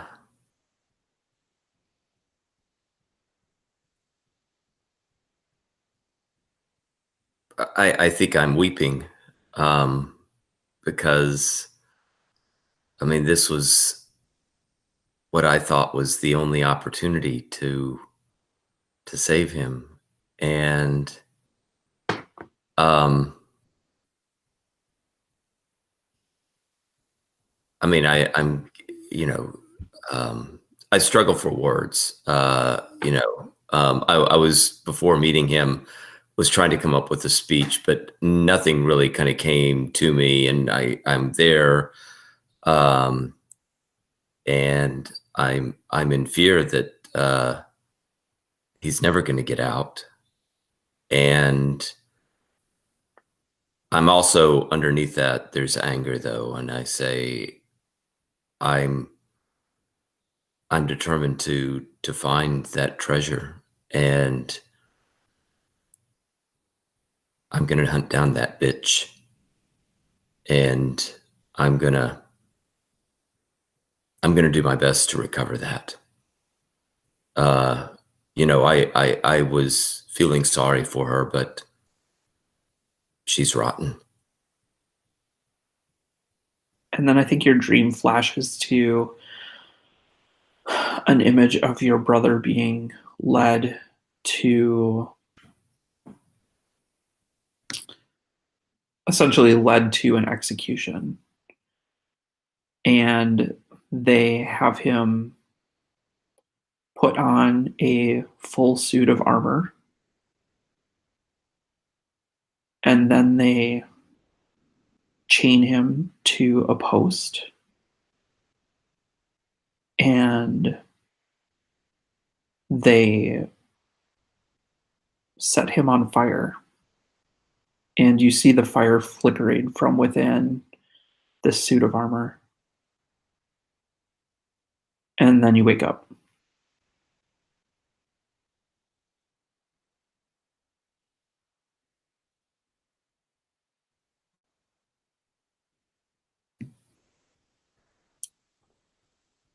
Sybil, when you sleep, you don't dream. Not at all. Nothing comes. And your sleep is fitful. And it's like you can't quite get comfortable.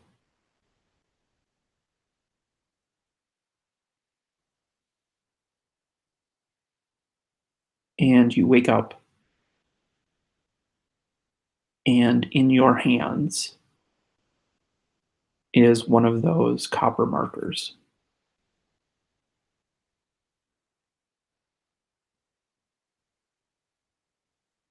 What do you do? I look down at it and I contemplate it for a time. So I never really looked at them when the others were kind of inspecting them. I didn't really care that much, but now that it's in my hand, do I recognize anything about it? Can I discern anything from it? Yeah. It has 3 rows of writing, and the symbols that make up these kind of sentences are all the same. They're all X's surrounded by dots. It's just that symbol over and over and over again. And then does that ring any bells in me? I look over and I look at what Diane is doing. What are you doing, Diane? I think, so is this like morning, so to speak? It's like probably Twilight. like this. Yeah. So I look like I'm completely still, like maybe frozen, but then like a squirrel kind of comes up and sniffs my leg, and you see my hand just like shoot out and like grab it around the spine. Can I actually propose a different animal? Yes. Okay. I think it's a goat. Oh, a full-on goat. Yeah. Like a domestic goat. Well, that's odd, but I'm hungry.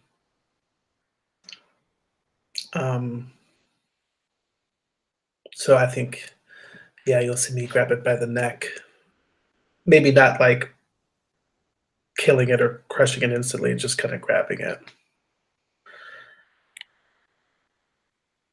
So you see this happen, Sybil. What do you do? Like, are you already draining it, and is that like visibly like does it react or?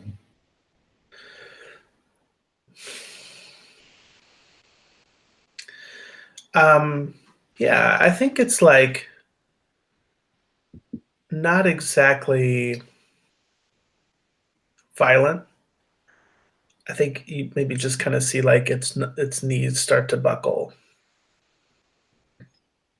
and it kind of just slumps down to the ground.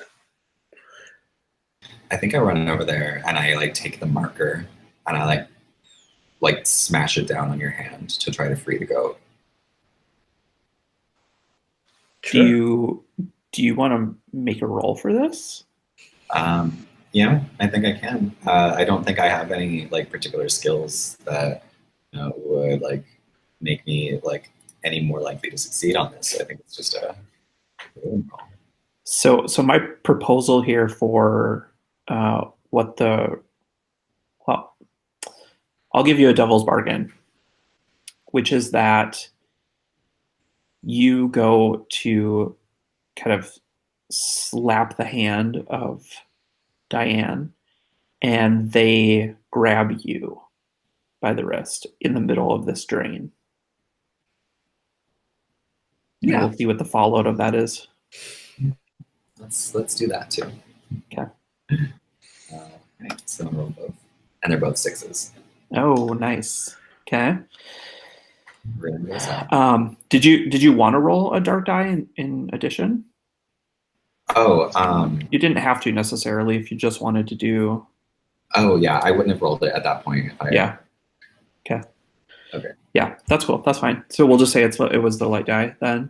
So you succeed. So you're gonna do this outright. So you will sort of save this goat from total destruction.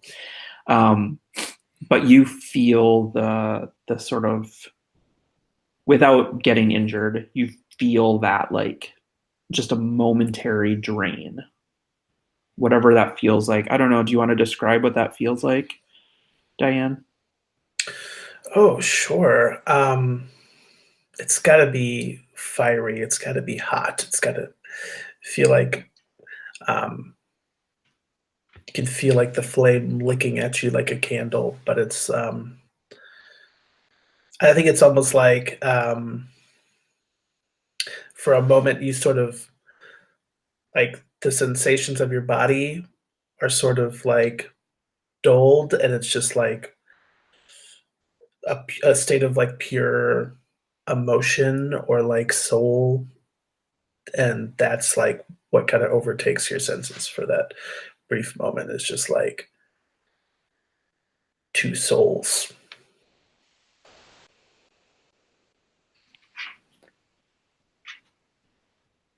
Yeah, I think that what happens is that like as soon as I feel that, like I like flinch away and I like try to like start like almost as if I did get burned. Like I'm rubbing my hands as if it like really did burn me, but they're fine, and I'm fine after a second. And I go, "What kind of monster are you?"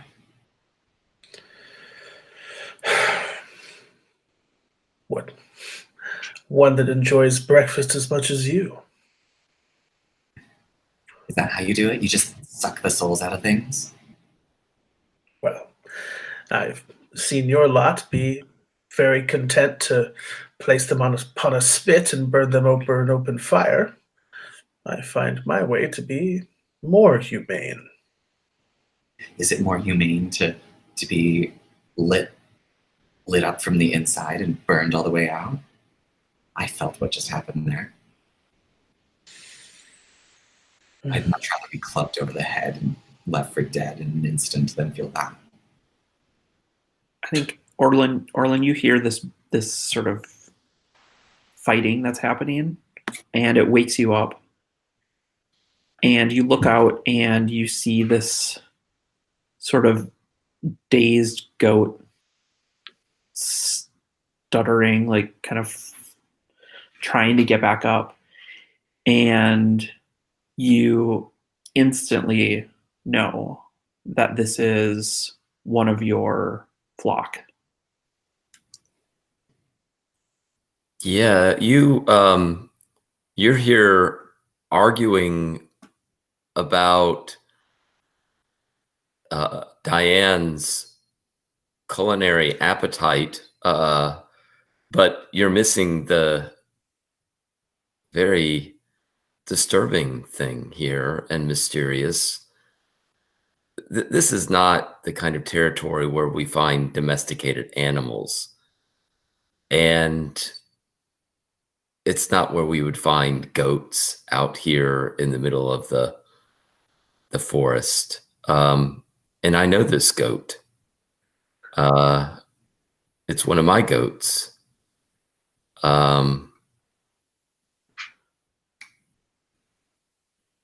And I think I will go up to the goat and kind of closely inspect it to make sure. I'm going to want to touch it and kind of look it over to kind of confirm. Yeah, it is, like, without a doubt, this is one of your creatures.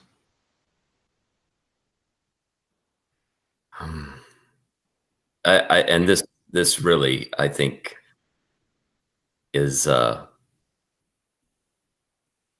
perplexing. But I mean, I'm also kind of thinking about this in terms of some of the other odd occurrences circling around, encountering things that we've seen before, and it just doesn't make any sense.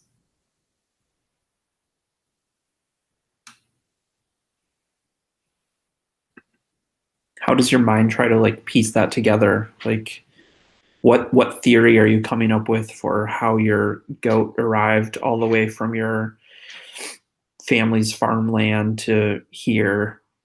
This is like weeks away, probably. I mean, some of these other events I can kind of account for. I mean, I can account for the idea that, okay, you could travel around in a big circle and that maybe somebody would be out here playing tricks on you. But if somebody's playing a trick on me, this is too elaborate to believe, right? That, and I don't know for what purpose would somebody be trying to play games with me. I mean, because the only thing I can assume is that the goat would not walk out here by itself. The goat had to have been transported out here by somebody, and somebody who knew me and knew that I would somehow be here. And it does, nothing really adds up at this point. So who knows you and knows that you would be out here? It's got to be one of these two, right?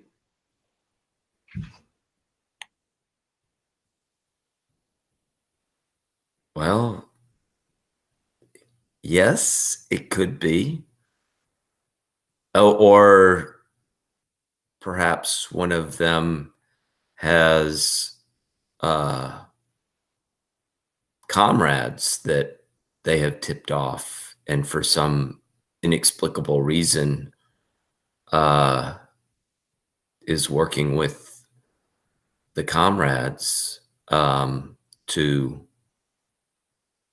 play games with us.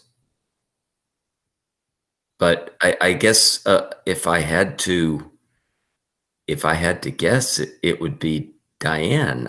Because I can't imagine that Sybil, being the lone girl, would have people that would be. But Diane is very mysterious and strange.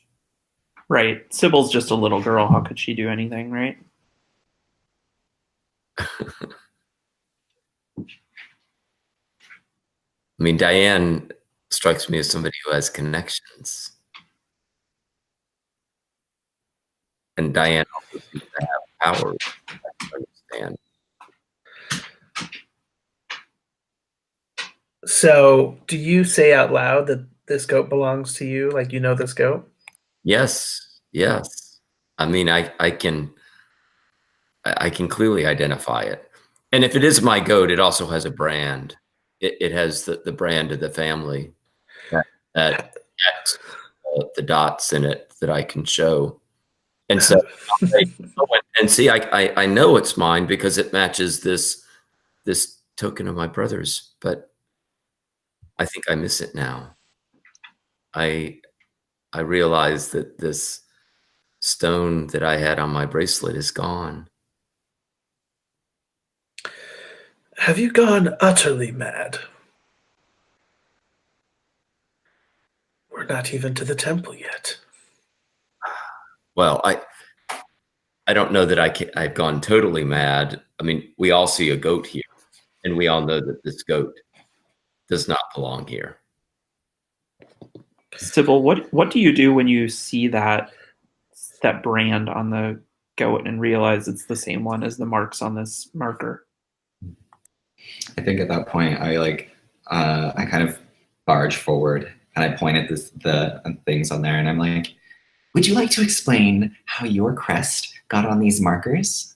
You know, I wasn't paying that much attention before, but you know, when you see something carved into copper and then burned into the hide of a goat, that seems a little bit too big of a coincidence. Definitely can't be a coincidence."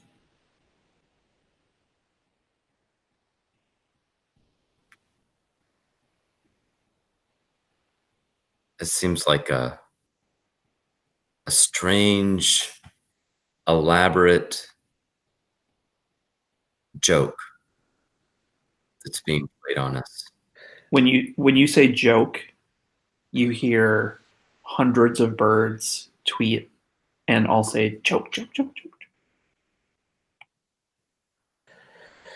I'll reach into my bag and try to pull out those 2 markers that we found earlier. And I think I want to see if they have any of the same symbols as this third one. Yeah, in fact, they all have the same markings. Every single one. They're completely identical. So the cuneiformic kind of ligatures that were on there before are gone. Totally gone. Yeah.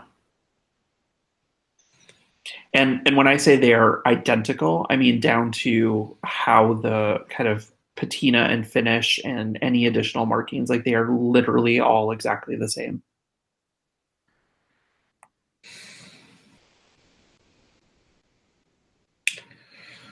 Well, hate to break it to you, Orlin, but your family's cursed. And I'll like just throw the 2 tablets to him. I think at this point, Sybil, she like doesn't say anything, but she starts to kind of like step slowly back into the woods, into the darkness. Like what's going through her brain right now is she's made a terrible, terrible mistake trusting anyone that came from the villages, trusting anyone that's not human. The only person that she can trust is herself. And so now it's time to go get that treasure from the temple on her own, because she's the only one who can find it. And she's going to get the hell out.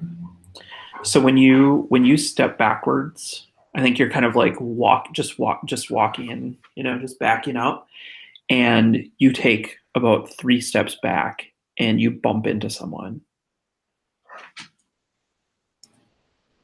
And you turn around and it is that little girl who showed you kindness.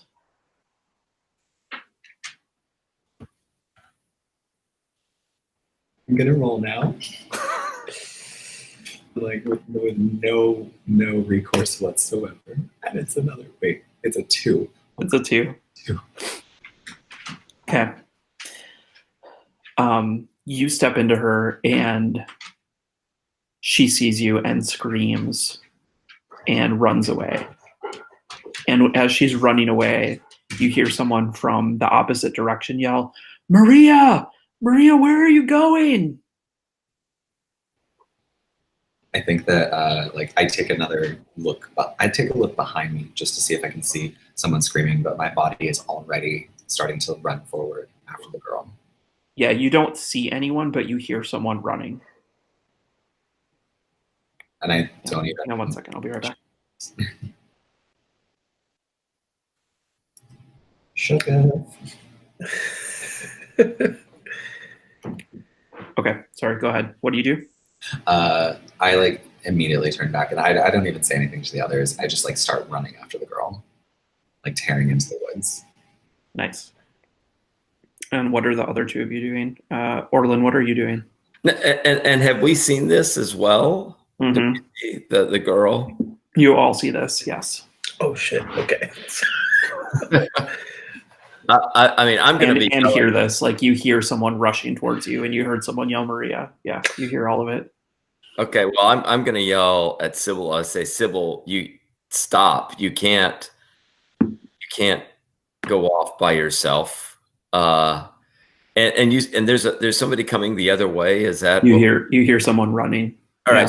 So I'm gonna so I say that to Sybil, but then I'm gonna be turning around, and probably I'm getting pretty freaked out at this point. So I'm kind of stepping behind a tree or something like this, and probably getting my cudgel out and kind of waiting to see who's coming towards us. So you step back, and the second you step back, a hand comes around your mouth.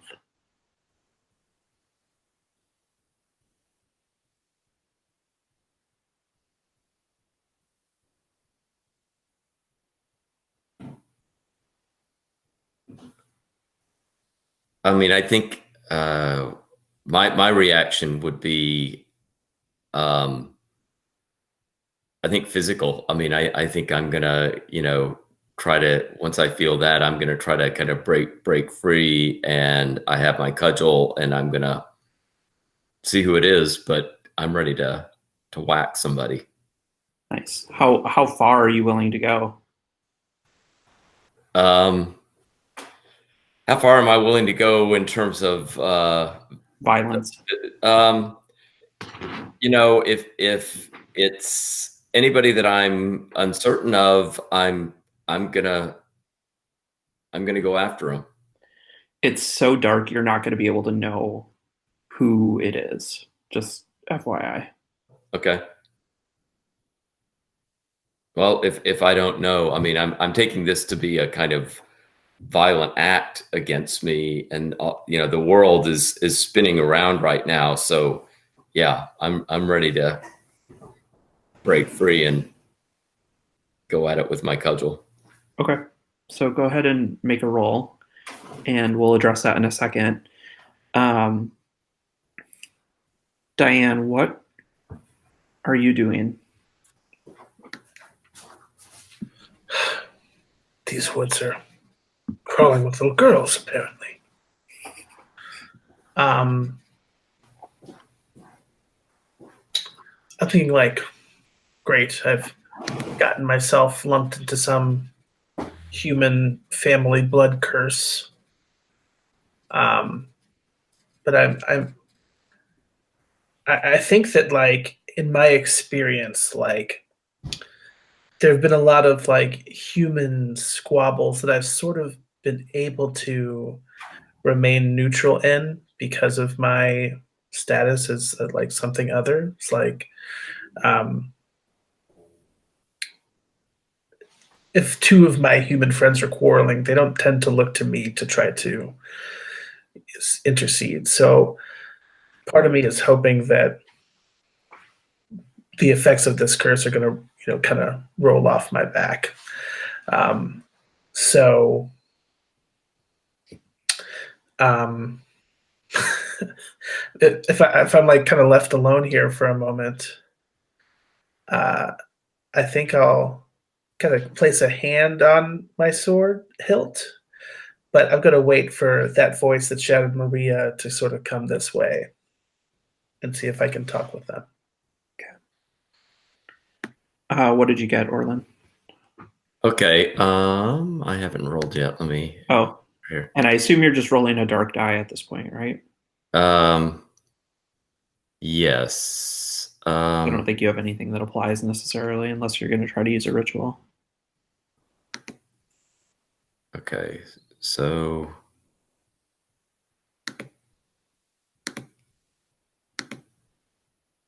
I rolled a 3. Okay.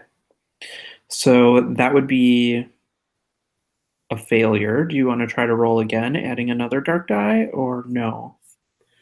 No, I think I'll keep the failure. The failure. Okay. So you are trying to protect yourself, and you swing your cudgel around, and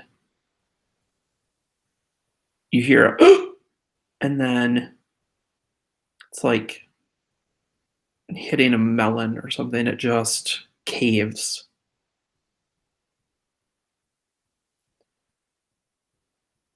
And this body falls to the ground. You can't see it. It's still too dark. You don't know what's quite happening. Like, the light hasn't fully come up yet. The sun hasn't fully come up yet. And this body drops to the ground. What do you do? Do you stick around? Are you running away? No, well, if it's fallen to the ground, I think I'm gonna I'm a little cautious, but I'll bend down to see who it is and see what kind of damage I've done. So you're kind of like feeling around, and your hand kind of, rather than falling maybe like on the chest or somewhere else, your hand actually falls right on the wrist, and they have a bracelet on.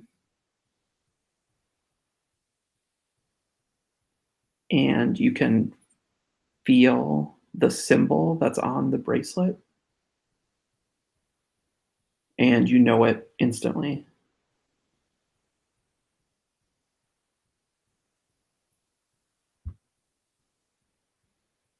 What have I done?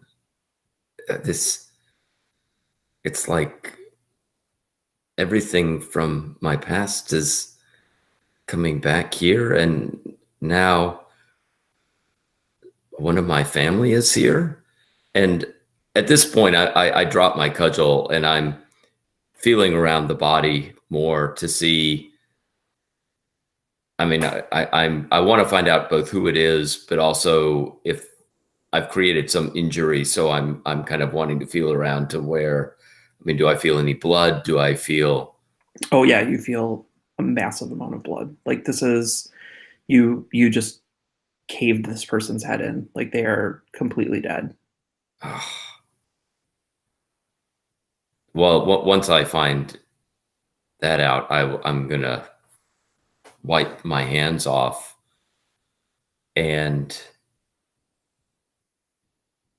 I'm hesitating, but I've got to find out who this is.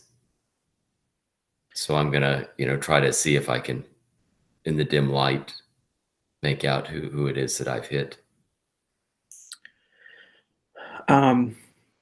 Is this enough to trigger a rune roll for you? Yeah, I think it probably is. Yes.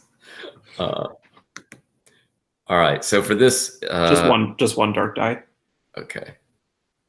And I rolled a 4, so that is higher. So that's going to take you up. Yep. Right. Okay. Cool. So we'll touch on that in just a second. Sybil, you were running in the direction of that girl, correct? Yeah. And not even gently.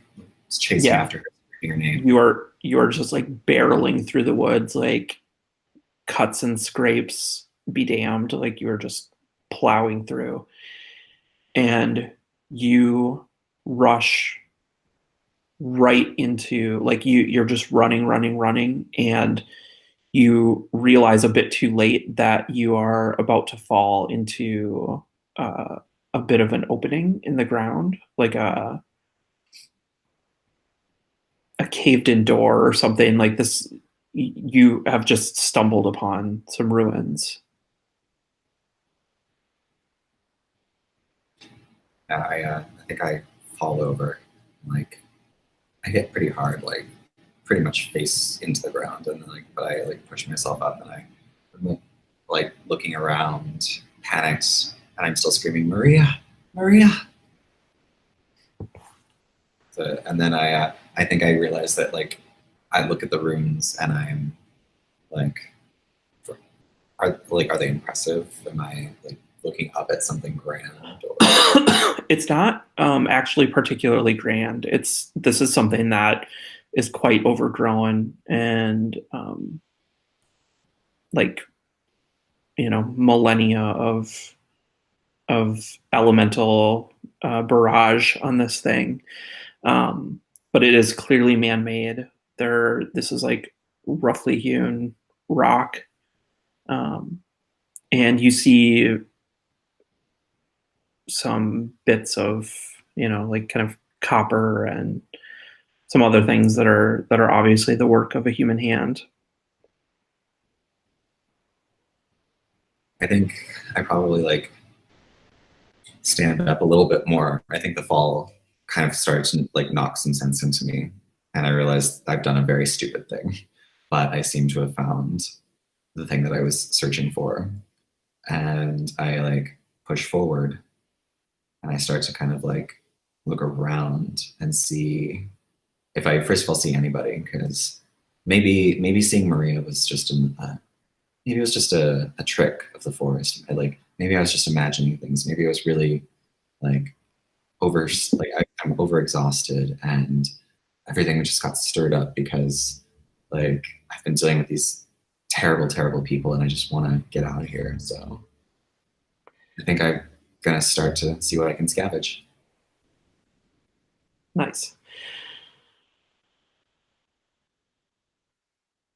Diane, you had your hand on the hilt of your sword and were waiting for this other person to rush out. And like a gust of wind, that running just dissipates. And you don't hear it anymore. And the sun is starting to come up. And you see Orlin bloody-handed, standing or kind of kneeling over a body.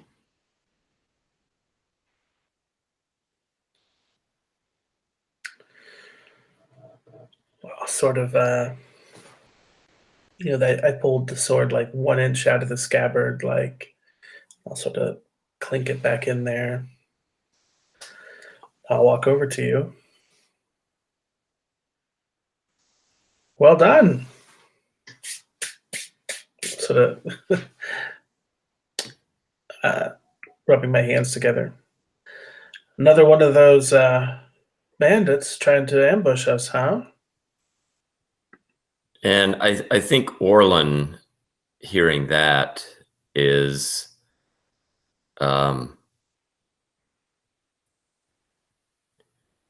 is gonna turn around, and I think, I mean, this is a suit of armor, so, but I'm gonna slap the face and say, this is no bandit, it's one of my family. Well, there's a bit of a clang, but it probably hurts you more than it hurt me. And I look down at the body, and is it safe to say that like the face is not recognizable? Right. I say, didn't you say that you lost your bracelet out here? Well, those bandits probably just found it. Not to be too crude, but how would you? That certainly does not look like a face that would ring any bells. Well, and Orlin, hearing that, will think maybe that's right. I mean, that would be far preferable. So I'm gonna go and look at that body again and see if that makes any sense, or can I, if I can't tell who it is by the face, does it in terms of the clothing, in terms of the other things I can make out, does it look like a member of my family? What do you want to believe? I think at this point, I want to believe what Diane is saying. That, and you will find any evidence you can to confirm that. Yes, I mean, I clearly would want to, see things that, would be out of keeping with like being a member of my family. Yeah. So I think you see like, oh, we don't wear those kind of boots, or, oh, my family would never camouflage themselves that way. They're smarter than that. Like whatever evidence you can find, you will ascribe to this.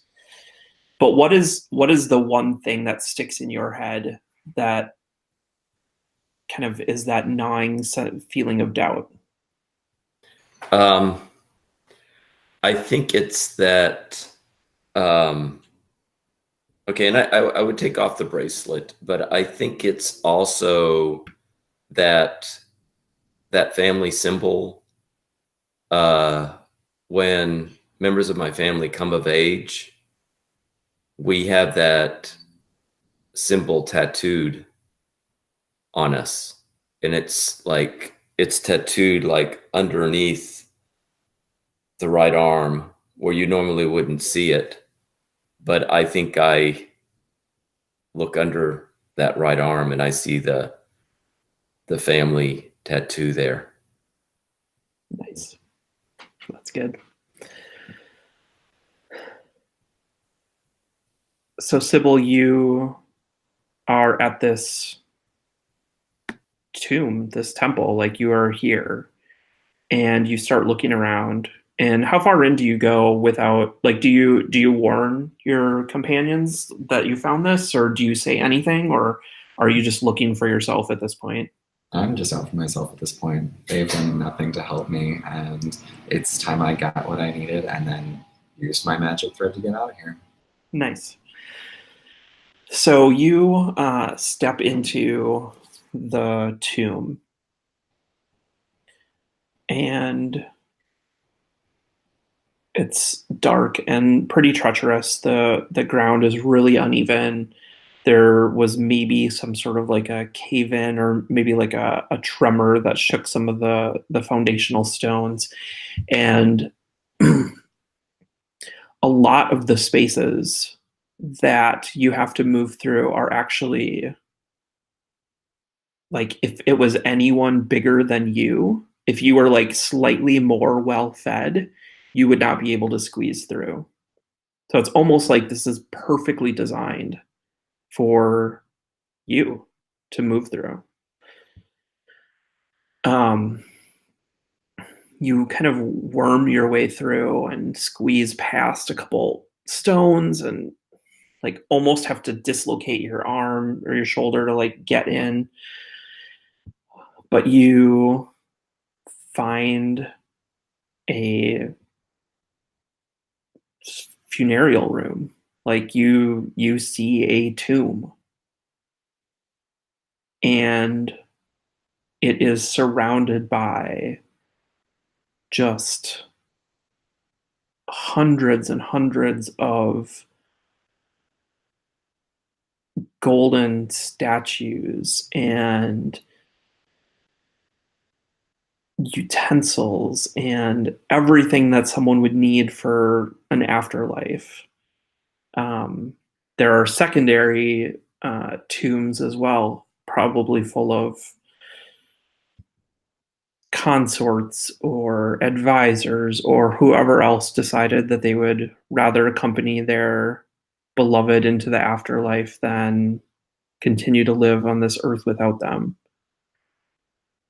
And you see one object that draws you very particularly to it.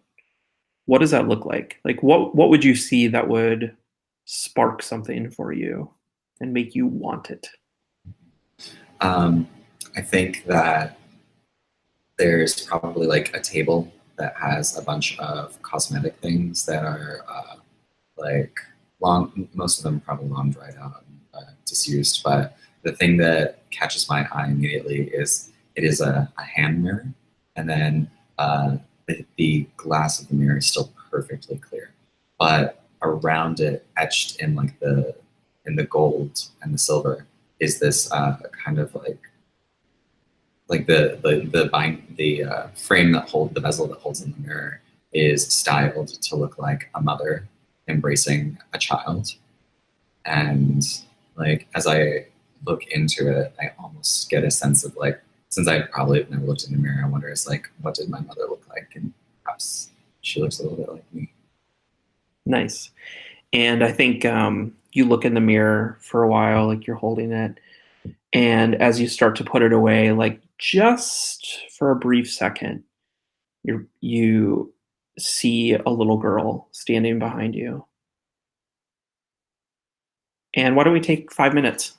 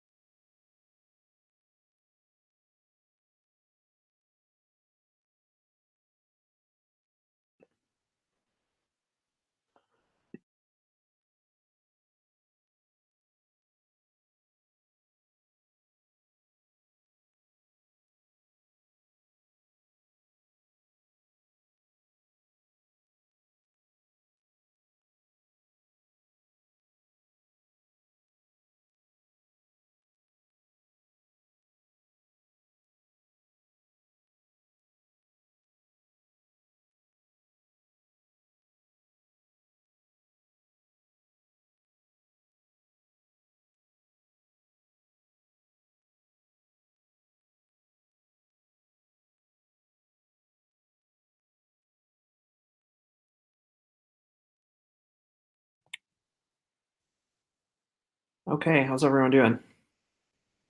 Good. Cool. We all still okay on time as well? Good. Cool.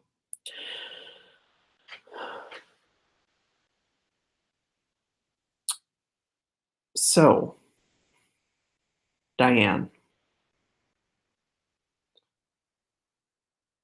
you sort of calm Orland's fears about this body, and through the trees not too far ahead, you start to catch little glints and glimmers of reflection. And it feels like maybe those are little bits of copper or something as well up ahead. And so the two of you head that direction, and you also find this tomb. And given the fact that you can't find Sybil anywhere, you have to assume that she's made her way inside. So there's some more of these like markers hanging up that we see. Yeah, not quite markers, but you see just like little bits of copper that are used as maybe trimming on some of these stones. Okay. I think before we go in, I might place like a hand on your shoulder, Orlan. Orlan, it's become very apparent to me that your family is cursed, as I've shared with you. And I can't help but speculate that that may be what got your brother into the situation he's in. Are you certain that you wish to press forward, knowing that you may find yourself in a situation much like him, if not worse? You know nothing of my family or my brother. My brother. It was not a curse that landed him in prison. He was put in prison because in this world, some people are starving and others know nothing of that life. Others live their lives as though there was no hunger and there was no poverty.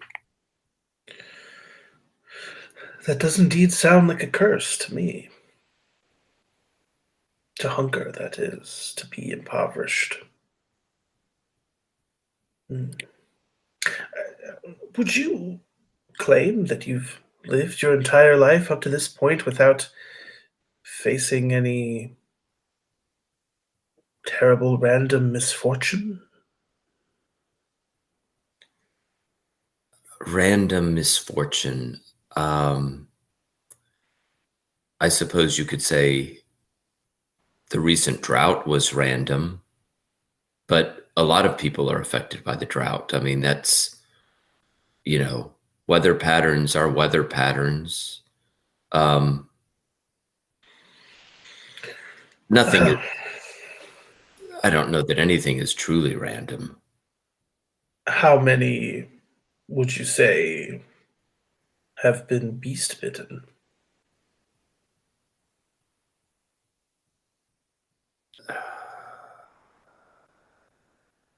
Well, it is curious that you would know about my condition. The signs are obvious. Well, I don't know how many have been beast bitten, to tell you the truth, but I mean, I've heard the legends, and so I assume that there are others like me that are out there. Well, If you do indeed believe that all of these strange things that have been happening, family goat appearing in the middle of this forest out of nowhere, and your family symbol etched into these identical ancient carvings is merely a coincidence, then I suppose there's nothing more I can tell you. I don't think it's a coincidence, and I can't explain it, but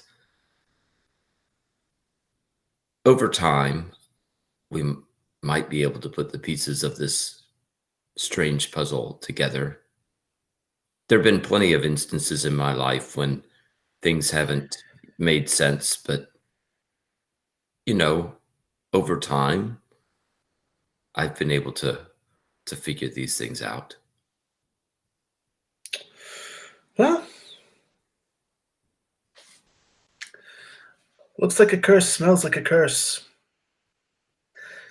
And I don't know much about family, but if I had to guess, there would be a rather simple way to get rid of a family curse for an individual.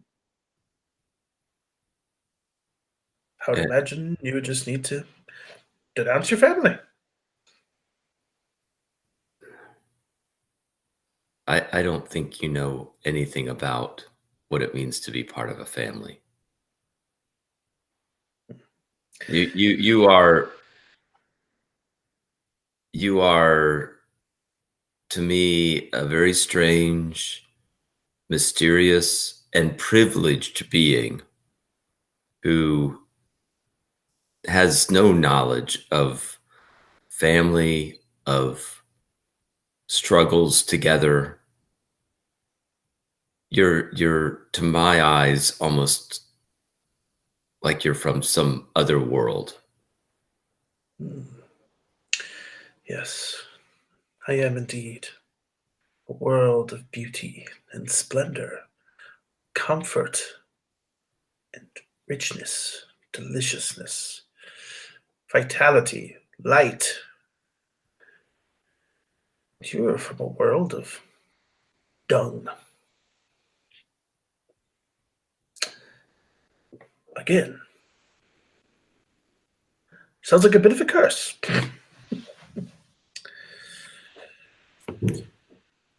So, Orlin, when your brother was sort of put on trial,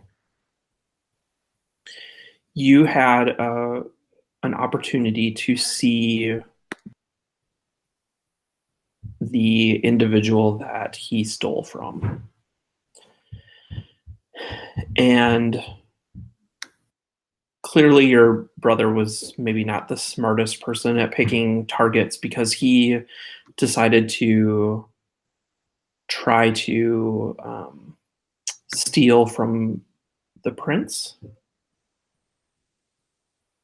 And you remember Alicio calling your brother dung. And in sort of a flash, you kind of see you have this kind of just memory flash into your head when you hear Diane say that.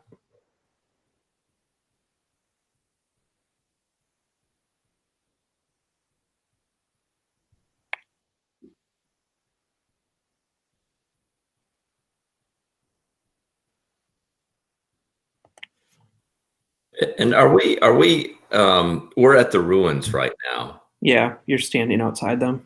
And are we at there was a small hole that is that where we are? Are we? Yeah. You're just having this conversation outside the ruins at the moment. No sight of Sybil other than, probably she's in that hole. And does it look like Diane with the suit of armor would be able to fit through that hole? Mm-mm. I think nor you, honestly. Okay. Now, Do I have a transformation? I'm skilled in transformation. Yeah. Is that something? Because I think at this point, what I would like to do is to maybe use that to transform and leave Diane outside the ruin to figure out what Diane's going to do. Okay. Yeah. So tell me what this risky thing you're trying to do is, this transformation. What does that look like? Well, it's related to being beast bitten, and I've been cured from it, but I still have an ability to transform. If I will myself, I can transform myself into the beast, into the form of the beast that bit me. And the beast that bit me was a rat. Mm, And, nice. and I imagine a rat could fit down that hole. I think it certainly could. Cool. Well, why don't you make that roll to see how successful it is? Okay, so am I just rolling one? So because this relates to one of the things you're skilled in, you get a light die. Mm-hmm. And you can include a dark die if you feel like you need to. But at this point, you only have one light die. I think I'll include the dark die. Okay, cool. So And go ahead and roll those. I got a 5 5. on the light and then a 2 on the dark. Yeah, awesome. So you can keep that 5 if you want a mixed success. Otherwise, you can try adding another dark die and re-rolling if you want. No, I think I'll keep the 5. Okay, cool. Great. So what does that look like? Like what does Diane see when you make this transformation? I think, this is why, after the word dung comes up, a intense look of concentration comes over Orland's face. And that look of concentration turns into a grimace and also a guttural screech comes out. And I would say it's not really a pleasant sight, because to do this transformation, it's obviously a much smaller form. And so what happens to the rest of that form? Well, it gets kind of sloughed off. And so there's I think, skin and flesh that kind of starts melting off, and it actually gets left on the ground around me. I think the transformation is fairly quick, though, that it's, takes maybe 30 seconds to complete. But then underneath all of this flesh, there's a rat that appears, but it's kind of very wet looking, right? Because it's, has this kind of blood and flesh that it has it's leaving behind. Nice. Squicky. That's gross. Awesome. How fitting.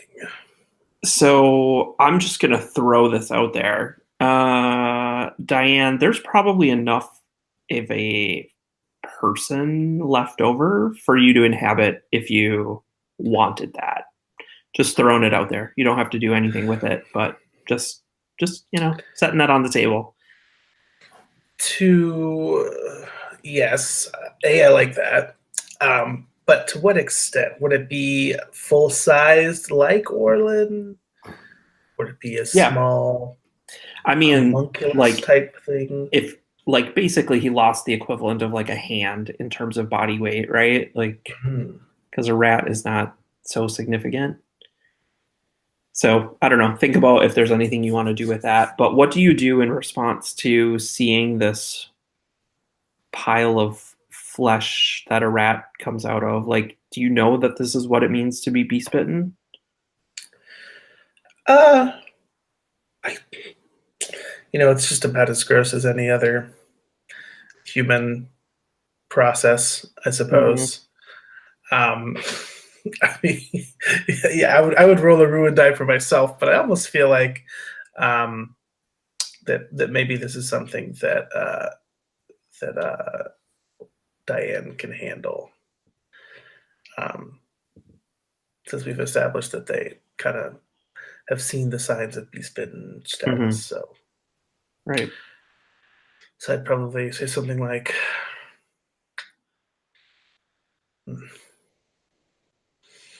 "Where's a cat when you need one?"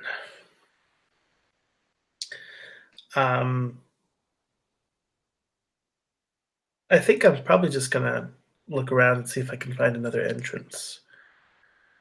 Yeah, you poke around for a while, but there's no other kind of obvious route in without having kind of a team of people to move boulders and things out of the way. So this is it. This is the only way in or out. Well, I think unfortunately, in order to inhabit something, I need to touch it. So if I'm probably going to end up waiting for an animal to come by. So what I might do is take advantage of this nice steaming flesh and blood and make a bit of a bait for like a wolf or something might come and eat something like this. So Nice. I'll stay in the shadow of a tree and kind of just wait. Cool. Great. Sybil, what do you do as you're setting this mirror down and you see this image? I think I turn around and I assume if the girl is actually there and I didn't just see her in the reflection, I think I rush over to her and try to throw my arms around her. Is it what do you want? Like what does Sybil want to see? Like, is it better to see the girl there or not? So as far as what's best for Sybil, so I think I'd like to kind of just a little bit retcon one of the things that I said. It's it wasn't that her parents stopped her from seeing again. It's just one day she wasn't there, and everyone in the village blamed me for her disappearance. Oh, nice. So that's good.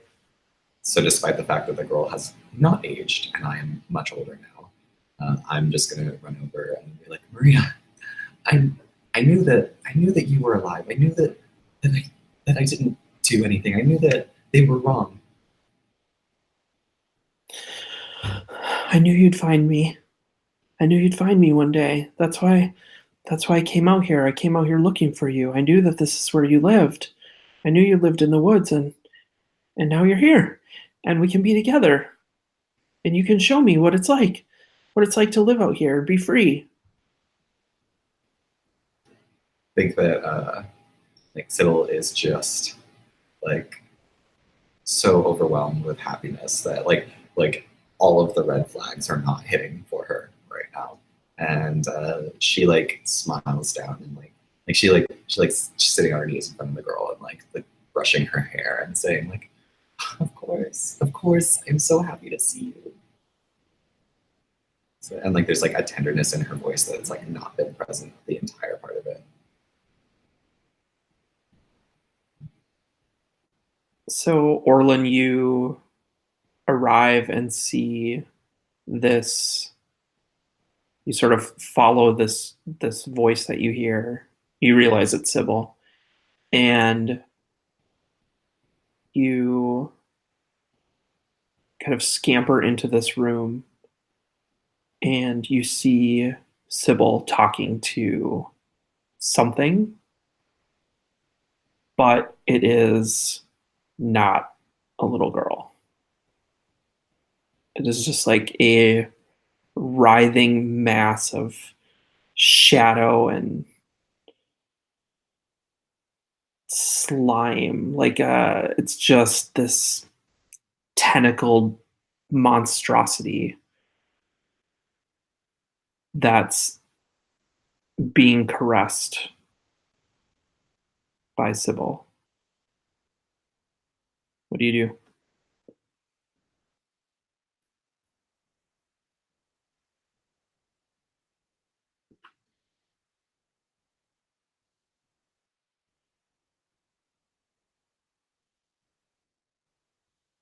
Oh, you're muted.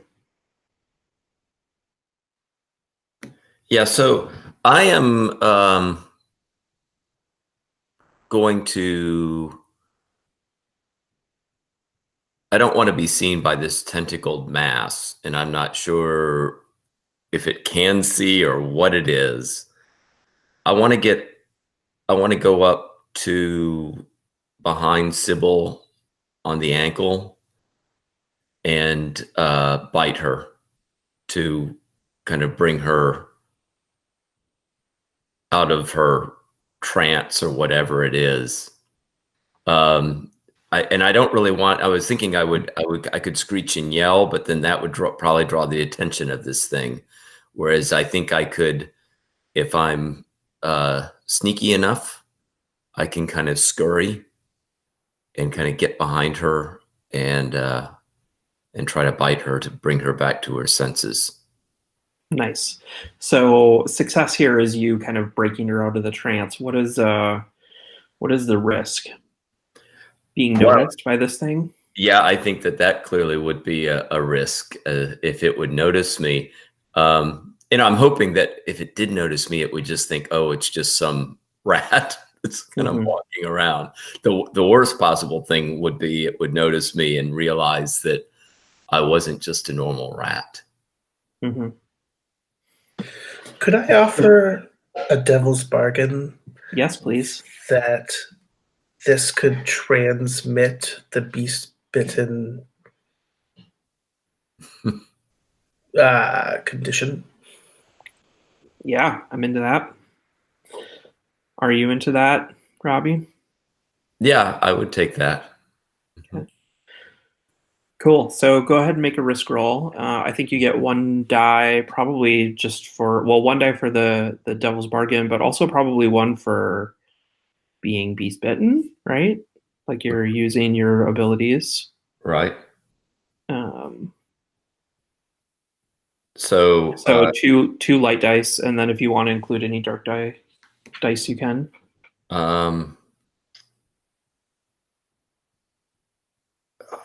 Do I want to include a dark? Yeah,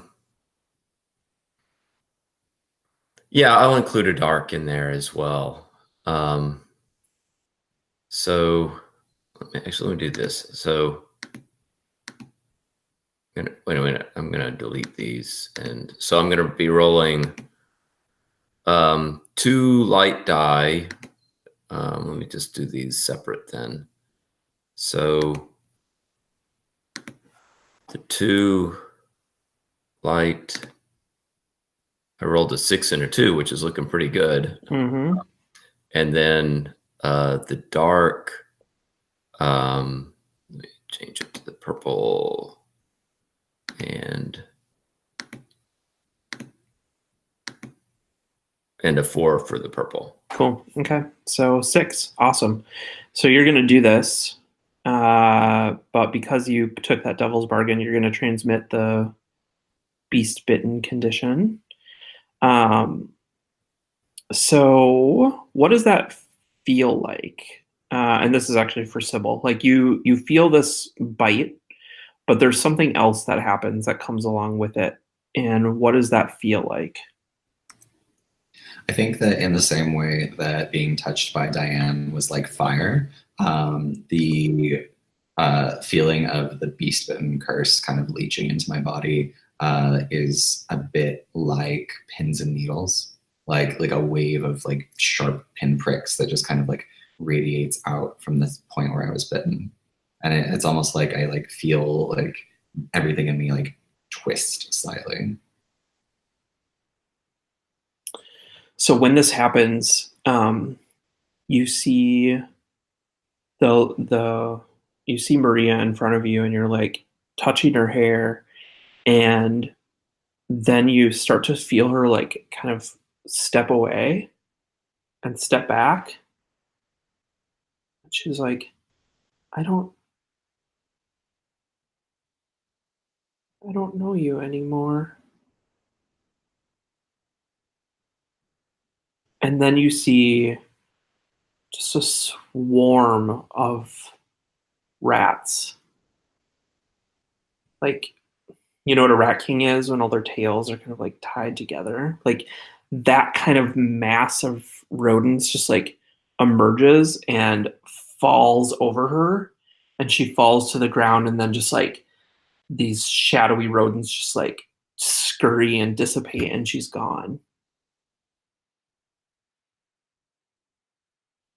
Are the rats still there, or do they disappear as well?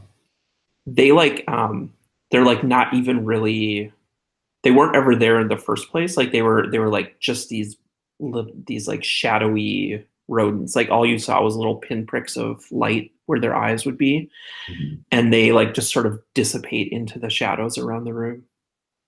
Okay. So right off the bat, I'm like losing it because Maria is gone. And then I also realized that whatever it was that I just felt, like whatever changed me, that was the reason for it.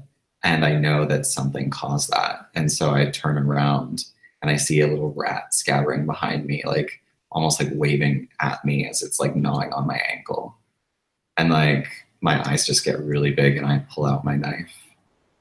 And Nice. I'm Is gonna Maria going away enough to trigger a rune roll for you? yeah, no, yeah, like I'm like basically coming unhinged from everything, and I don't think that I have like any like stuff for a light die here. Yeah, for rune rolls you don't get a light die anyway. You just get a dark die. It's a 3. Okay, so you're fine. Fine. So how do you sort of just barely hold it together, and what do you do with your dagger out, your knife out?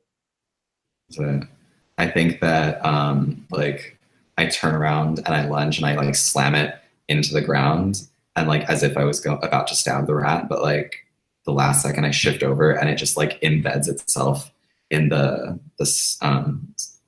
rocks of the slabs on of the ground, and then like the blade like just breaks off, and I kind of like curl up and I just start sobbing because I'm all alone again. Sad. So, Diane, you are waiting for some sort of creature to show up, and it's not a wolf that approaches, or a fox, or any other sort of predator. It's a goat. But it comes up to that pile and starts kind of like licking at it.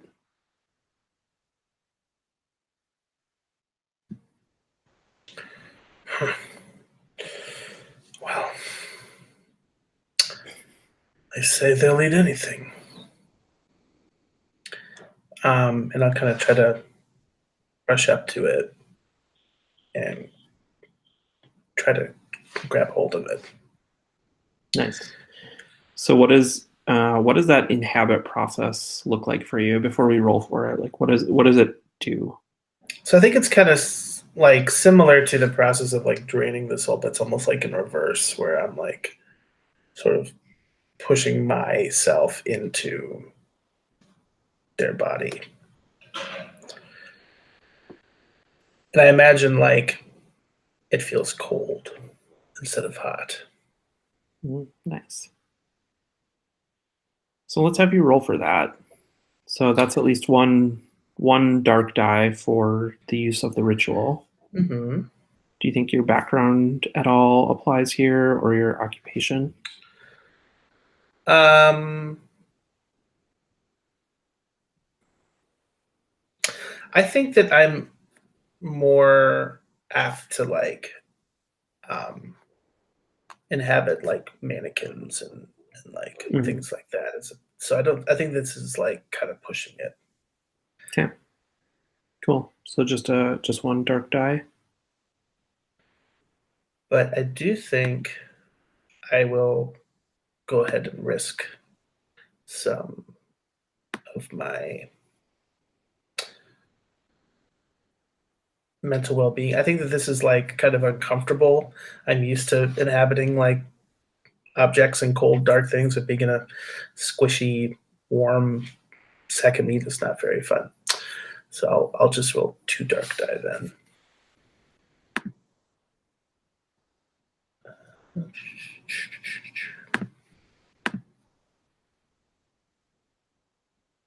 It looks like 4 that and a was 2. 2 and a 4. Yep. Okay. So do you want to stick with that 4? Well, so mechanically, I could keep rolling. Would I keep adding up to my ruin? Like, does that first ruin count? Right. Yeah. You know, we're getting towards the end here. Let's do it. Let's try to get. So you're ticking up to 4. Yeah. I want to try it again for a full success. Let's see if I can get that full success. Yeah. I want to be the goat. And I get to re-roll both, or just roll one more dark die? All 3. Yeah. 3. Okay, I'll roll one more, another 2, and I'll roll those other 2. 6s. There you go. Oh, right. Yeah. Cool. So you actually tick up 2 more times, right? Or well, 4 or 5. You're at 5 now, right? Oh, okay. So I was like, do both 6s count? No. Just the highest. Okay. Okay. So, first of all, what does it feel like when you sort of inhabit the goat? I think I've inhabited animals before. Is this a similar experience, or is this a different experience? Mm-hmm. No, it's similar. So, we've been sort of contending with this heat and this oppressive like moisture, and I've been feeling a little bit of it, like even inside my armor. But now I feel like the warm blood and like the fur and the flesh and the sweat, and it's like that oppressive heat has been like cranked up to 11. I'm not used to this experience or sensation.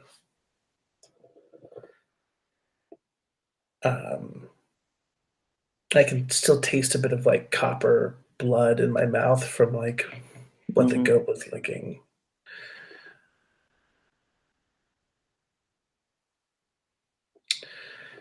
Yeah. And then what happens to let you know that like in this transition you pulled a little bit of the forest in with you? Like what makes you feel a little kind of disconnected from yourself? Well, it's already like a bit of an out-of-body experience for me. Literally, yeah. But I think when I turn and look at my suit of armor, it's like become overgrown with vegetation, like instantly. Awesome. And I'm assuming that you're going to work your way into the tomb now, right? Yep, down that hole. So the 3 of you are now in this room, but 2 of you are not quite yourselves. And the 3 of you see Sybil just sobbing. And is there anything that you can do to try to comfort her, or what do you want to do in this moment?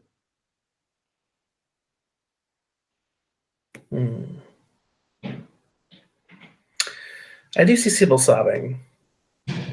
but I think that's only momentarily distracting with the wealth of gold and jewels behind her. And I think I might just sort of like clippity clop walk past her, just like totally ignoring her. Orlin, what are you doing? And do you sort of know that you transmitted this disease to her or no?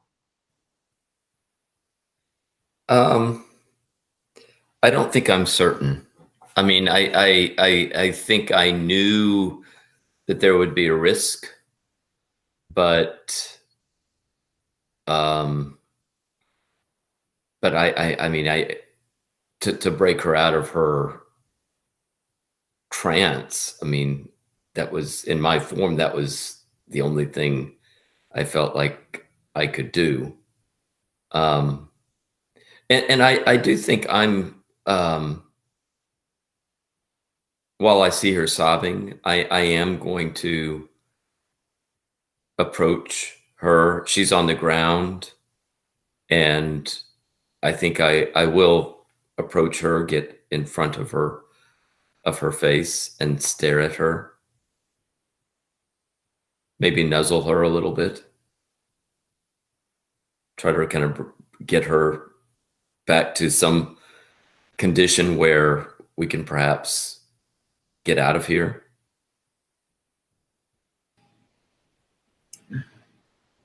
Just two filthy animals laying on the ground. So, I think that this is not quite like, like a blue screen of death moment for her or anything like that. I think that like after a couple minutes, she like hardens up again, and like she maybe even reaches down and like pets the rat. Is there any like overt reason that she might like see you in the rat, or is this kind of just like this is just vermin like me? No, I think that I do. I mean, I kind of realize that, okay, I'm maybe mistaken for just an ordinary rat. So I think I do. I mean, behave in such a way. I mean, I can't perhaps speak, but you hear voices coming out of me that are not like just typical rat noises, and I think you see kind of more intelligence in my face than you would associate with a normal rat. Okay. I think it's maybe not like the farthest leap for me to like put two and two together. And like there's a moment where like you feel like I kind of pick you up and and then I like grip maybe a little tighter than I necessarily need to, but then kind of like flex it and like just kind of like maybe like put you on my shoulder or something. I'm like, well, if you're here, then where is the flaming fool? Perhaps is your little friend really your little friend? It wouldn't be the strangest thing I've seen tonight. And she like goes and follows after the goat. How does a goat take treasure? That's a good question. I can fit like one candelabra in my teeth, maybe, but I think I'm looking for something like particularly beautiful, like visually striking. It could be, I think it should be something like crafted to like a work of art or a very fine piece of jewelry. Mm-hmm. I think you find just this stunning piece of very fine metalwork that like a bracelet that is really finely wrought gold, and with like really intricate, like a really intricate leaf motif or something on it. Um, and it just feels too precious. Like it feels too delicate to really be metal.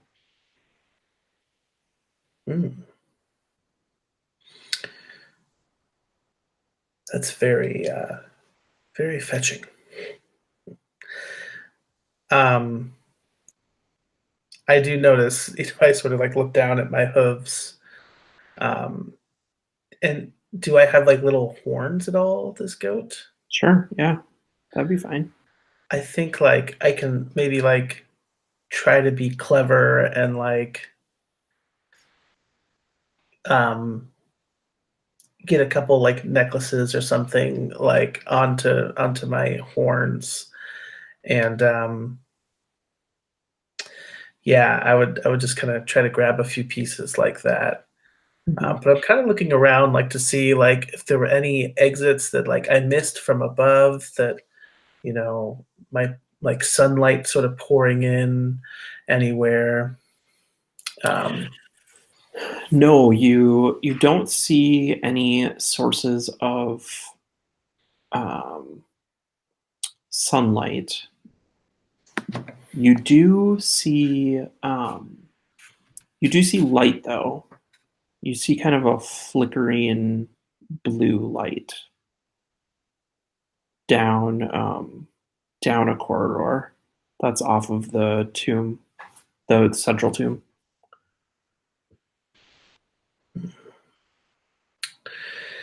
So this is a ruin, right? It's dilapidated. There are probably things like that are in a precarious or treacherous position. Right. Is there anything in this room that I could knock over and seal off an entrance? Make it so that those two dung heaps couldn't get out of the pile, so to speak. Sure. Yeah, you very much could. Because I am at 5 ruin, and I would like to kick that down a bit. Yeah, nice. So you, in the way that you came in, there was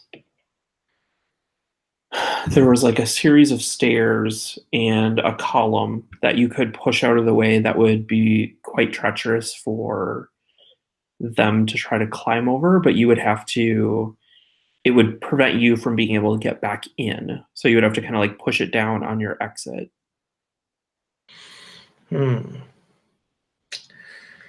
Yeah. So that's one direction, and then another direction down the hallway is this blue light. Right.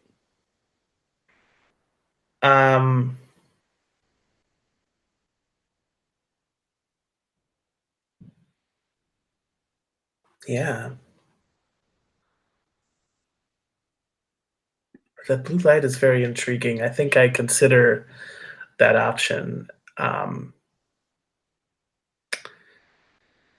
not very satisfied with my haul just yet.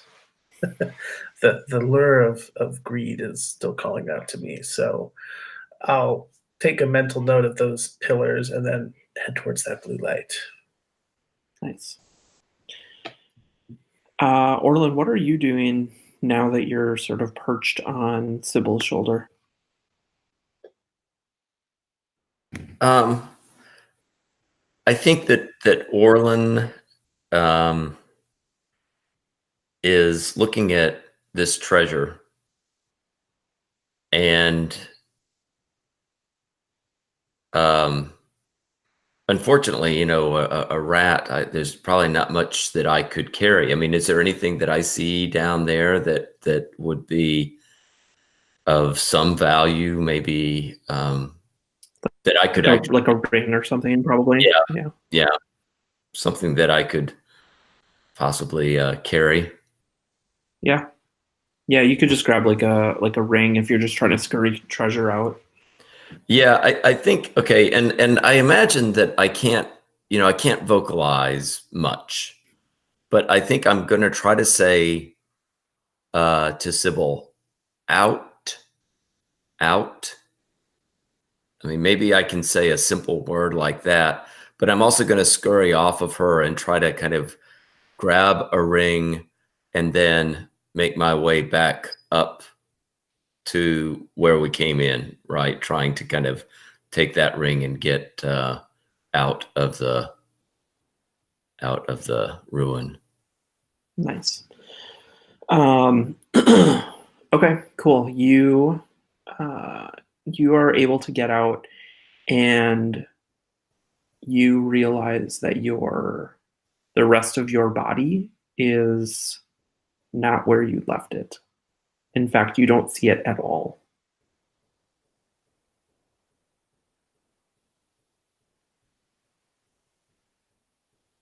That's unfortunate because I could, with my body, that's the way I usually try to reintegrate.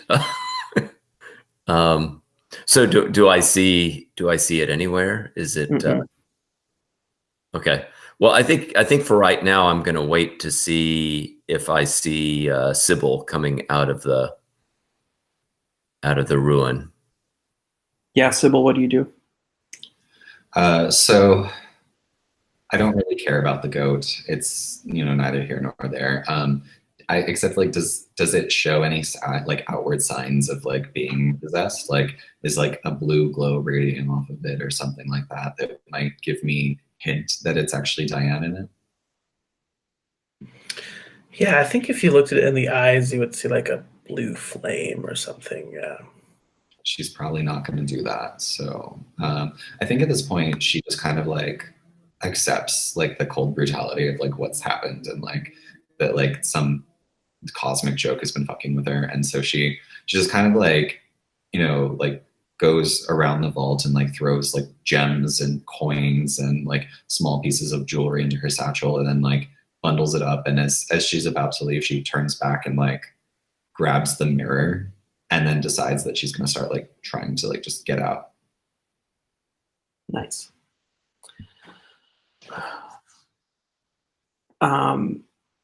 Diane, do you do anything in response to like seeing these two trying to exit or exiting?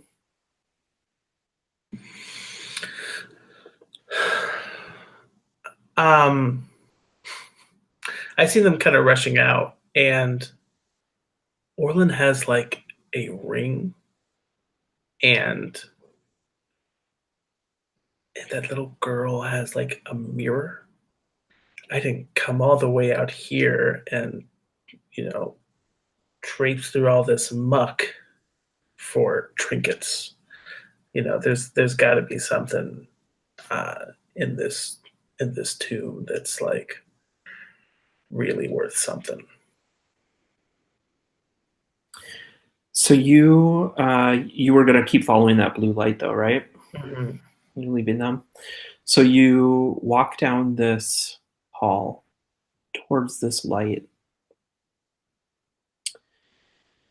and you follow it, and the light like it feels like it's always just around the corner, like kind of like it's moving, and you step into a gallery.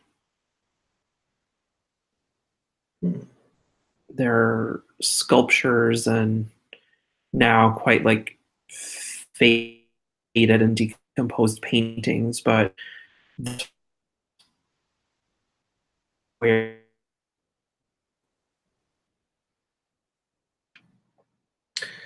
Kind of roboted for me there for a second, Jesse. I may have lost you.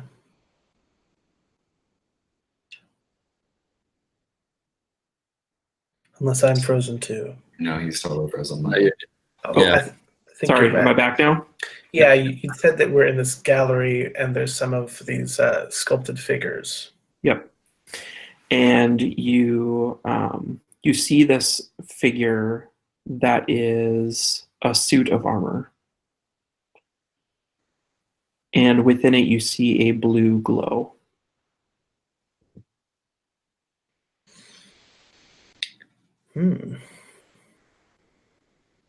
standing still. Yeah.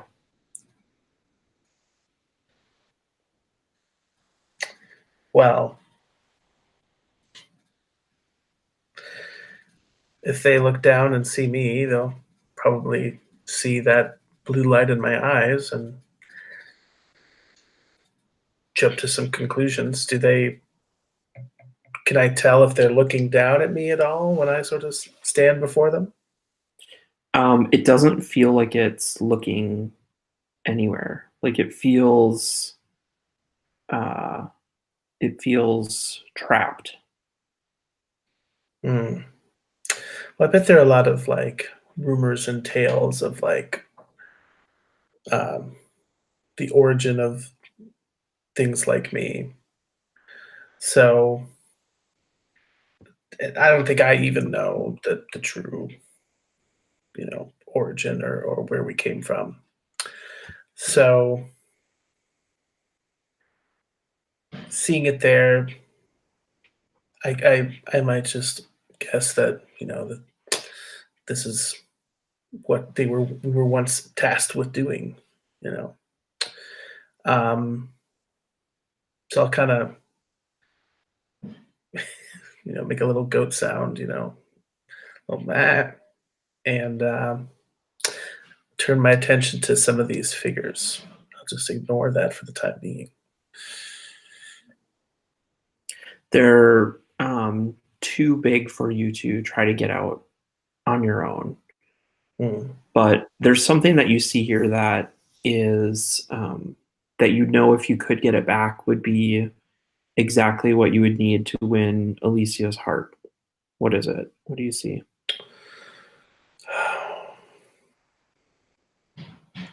So yeah, I think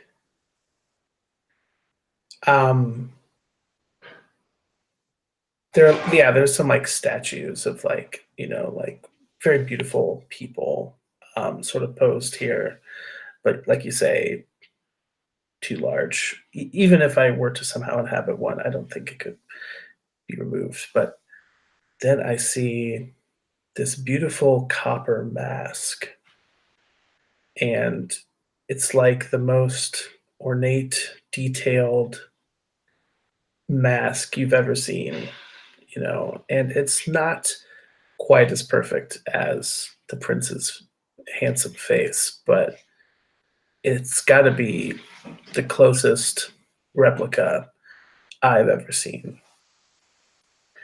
And I think if anything could mask my monstrous nature, it would be that.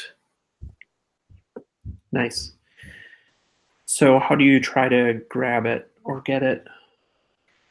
You just bite it? Yeah, I imagine the way it's being displayed, it's probably has like a ribbon kind of behind it that you would use to like tie it, and I think it's sort of like hung on a hook, and I just try to like yank it away from the hook with my teeth. Nice. Sybil, where are you at the moment?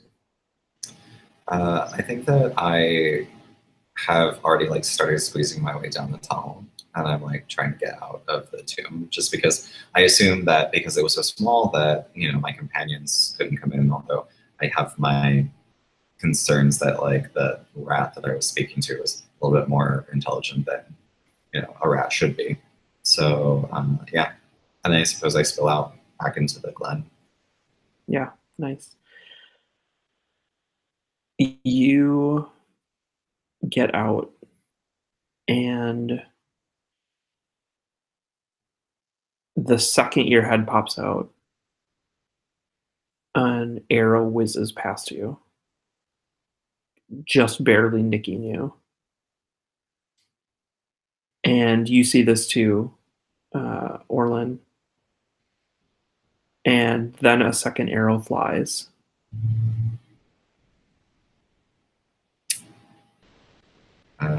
Yeah, I'm gonna have to fall back. I not even out of the tunnel yet, so obviously I can't jump anywhere else. So I'm gonna fall back into the tunnel and retreat back into the chamber. Nice. And Orlin, what are you doing?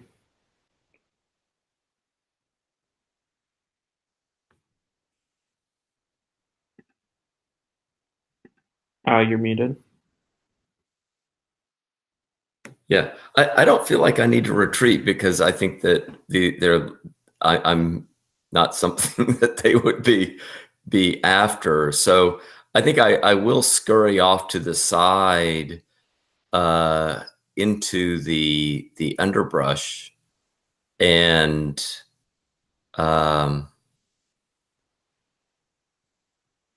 I think I'll kind of just, I think at this point I would just wait there to kind of see what happens. Nice. So you kind of run into the underbrush, and the direction where you run, you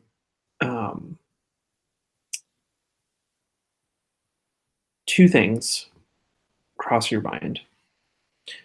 One, you realize that the ring that you have could be enough to buy your brother's freedom.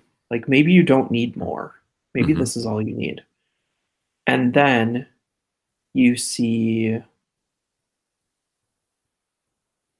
a body, and it's yours, but it is hung from a tree.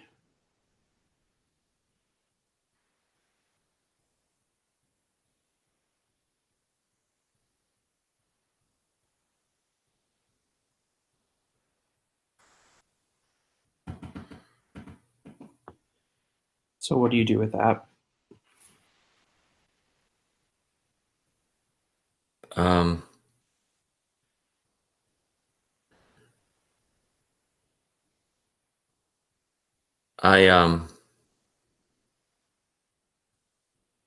think I make my way over to the tree, and I mean, does the body look like it's still in? I mean, it's being hung there, but does it look like it's basically in okay shape? Yes, it does. Like, you could get back in it, but when I say hung, it's like from a noose. Like, if you inhabited it, you would break your neck. Right.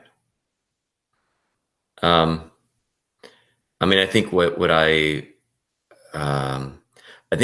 would try to do is to try to see if I could scurry up, if there's any way I could climb up there and to try to gnaw through that rope. I try to put the ring like by someplace next to the tree and would take special note of where I had put it, and then try to see if I could make my way up that tree to gnaw through the rope.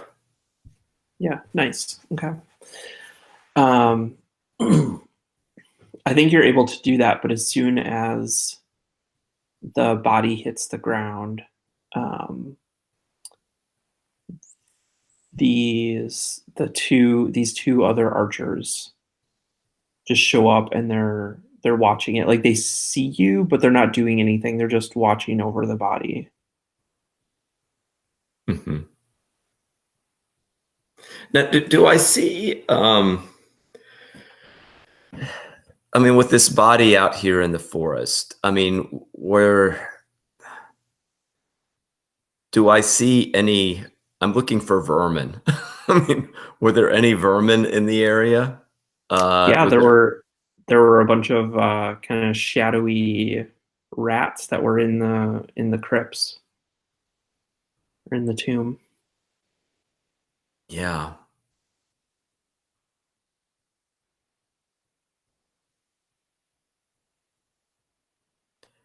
Because I think what I would like to try to do is to use that swarm ritual. Mm-hmm.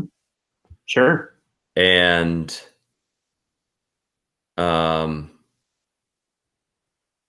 I have to give a trade if I could do the ritual.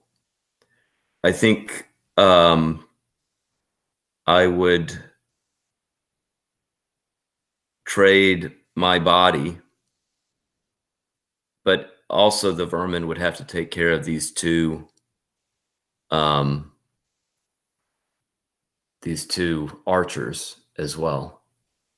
Okay. Yeah. Okay. Go ahead and make that roll. Sybil, the shots are fired, but then nothing happens. Like where the shots were coming from, like nothing, no more come.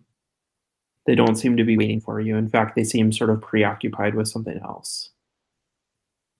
Do you do anything at this point? Like you have an exit, you have a window.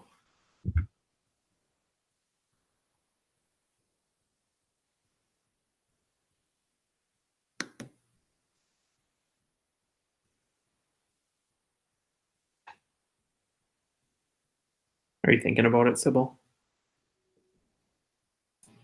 Sorry, can you repeat that? Yeah, no problem. So the archers or the shots that were being fired, you don't notice anymore. Like it just sort of stops. And so you have a window here where you could just run off with what you have as long as you leave your companions behind. Oh, then yeah. Like, I'm totally just gonna gun for it because, yeah, like I haven't really even seen them since, like the other part of the forest, and I don't really have it. Like, I'm assuming, did I even see like the suit of armor when it was, like? Yeah, you would have seen it just like laying out there. Yeah. Okay. Yeah. Then I'm just gonna cut and run. Nice. Okay. Cool. You get the mask, Diane, and what do you do with it? Do you just try to leave with it, or? Yeah, I think I kind of like have to tear it away from the hook, so I can't really like wear it around my neck or anything like that. But if I can just carry it in my mouth out of this hole, then I'll be able to go back into my body and pick it up and walk away. Okay. As you are stepping out of or trying to get out of the tomb, there's like a scurrying from behind you, and you're sort of quickly overwhelmed by hundreds and hundreds of shadowy rodents who block your entrance from the tomb and push past you. That's a ruin roll.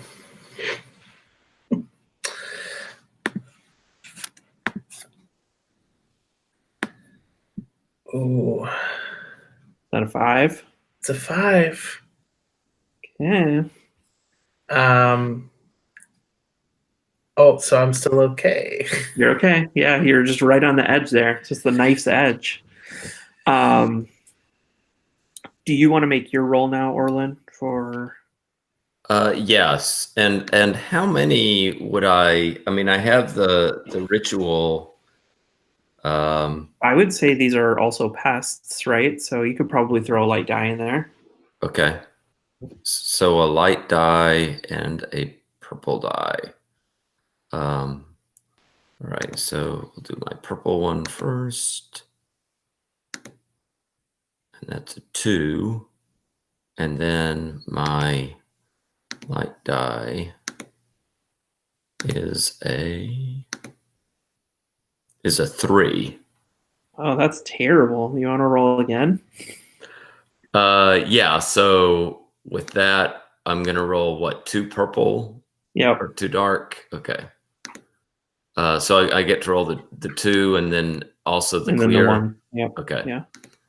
So let me go back here. So I got a 4 and a 5 on the purple, and on light. I got a 4. So the highest was a 5 on the dark color die. So that's going to take you over. Yeah. So that puts me up to a 5, I think. Yeah. Yeah. Cool. Okay, you sticking with that 5? Yeah. Okay. Yeah. Okay, great. So what does it look like when you call forth these vermin?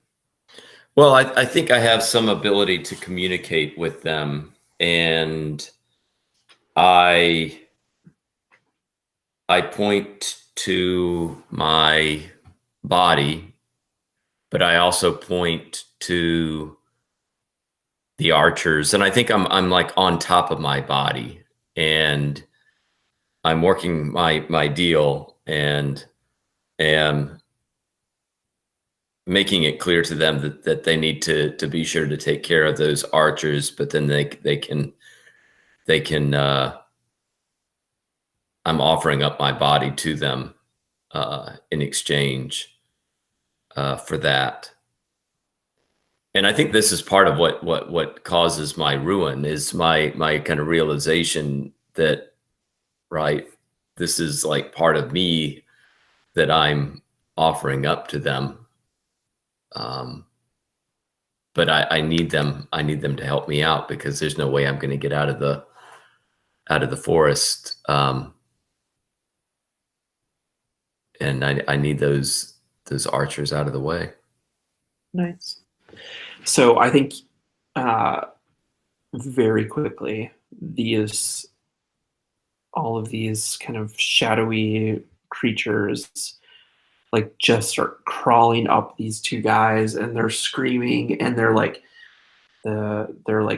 clawing up their faces and trying to pour into their mouths, and they like choke out a couple screams and fall to the ground, and then are just consumed, and you see them kind of just like very quickly decompose as they're chewed away. And then this mass of shadows just goes to your body, and your body's gone. And then they look at you, and they form a line, and they want you to follow.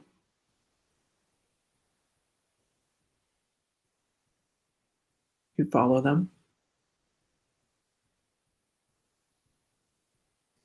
Yeah, I think I'm gonna resist.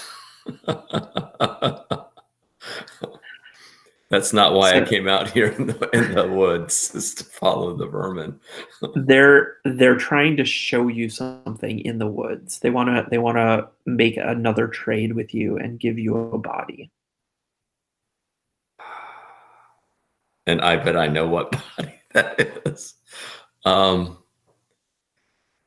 Yeah, but I think I will scurry back to get that ring, and then follow them. Okay. So they bring you to the body that you pummeled, and offer that to you to re-enter and reintegrate yourself.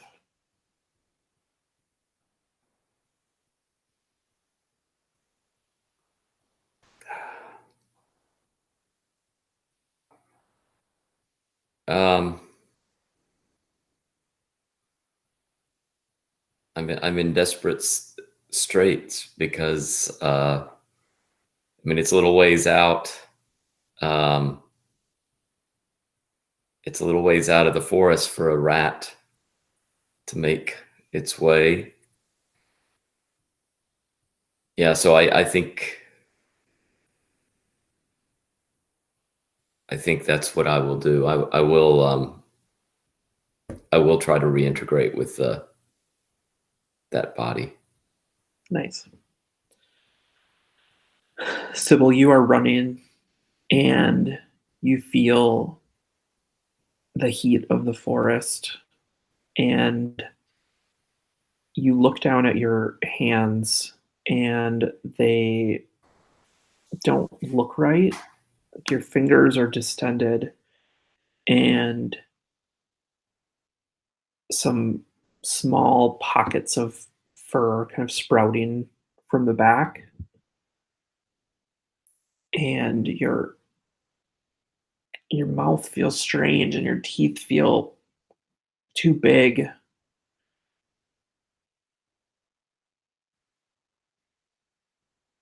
And you sort of, as you're running, you happen to look behind you and you see like a bit of a tail kind of whipping.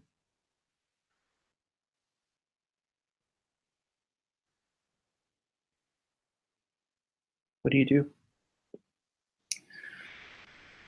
So it seems like the transformation is kind of overtaking me, and I don't really have any control over it. Well, I mean, you know, it seems like it was actually something that Orlin was able to trigger. So I wonder, actually, I'm gonna do something, and it's gonna be something like really dangerous, I think, because what I think I'm gonna do is I don't know what's going on with me. I don't know that it's like a disease or a curse or whatever it is that like is making this happen to me. It could be parasitic, and that's kind of the way I'm treating this, as if it's some other thing trying to worm its way into my body. And so what I'm going to try to do, and we're going to see how this goes because it could end very, very badly, is see about hollowing myself out. You know, see if I Nice. can rid myself. That sounds real dangerous. Uh-huh. So that is a ritual, so I get the white die. Yep. I'll take the black die because I'm obviously doing something really, really terrible. And then does anybody want to see, like, pile on some additional misery on top of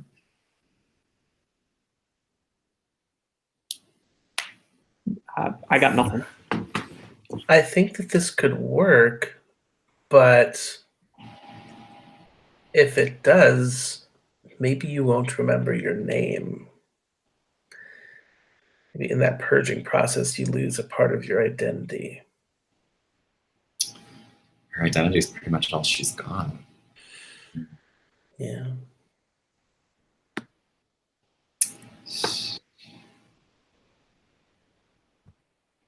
Yep, I think I'll just have to want to try it.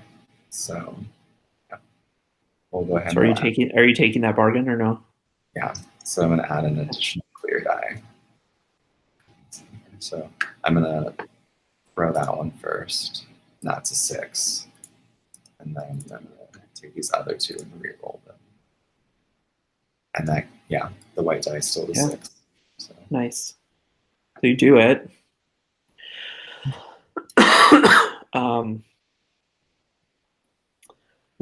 Let's deal with that in just a minute.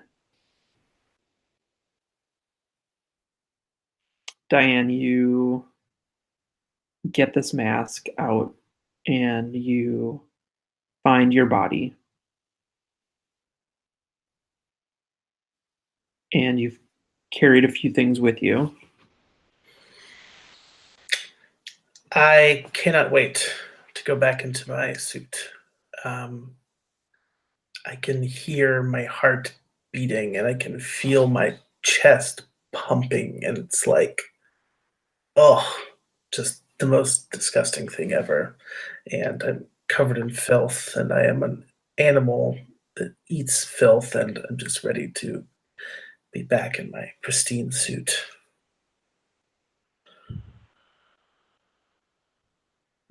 So, would that be a ritual as well, or is that something you think I could do naturally? I think you could probably just shed this body. You already paid for paid for using the ritual to get out. So I think it's fine for you to just get back in. When you reemerge, this goat just drops. And you feel hungry.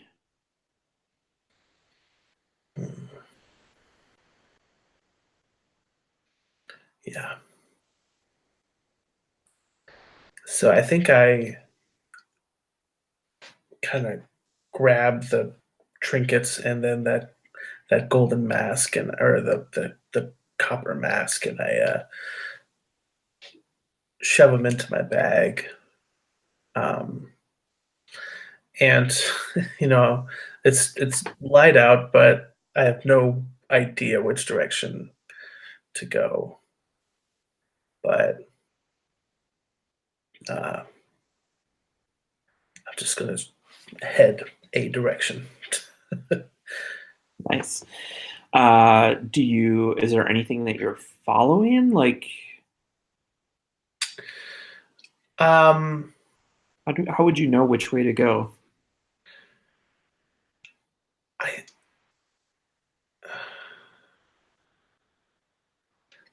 I don't think I would have any clue. I think that I'm just hoping that if I go one way for long enough, I'll get out of this cursed forest. Nice. Okay.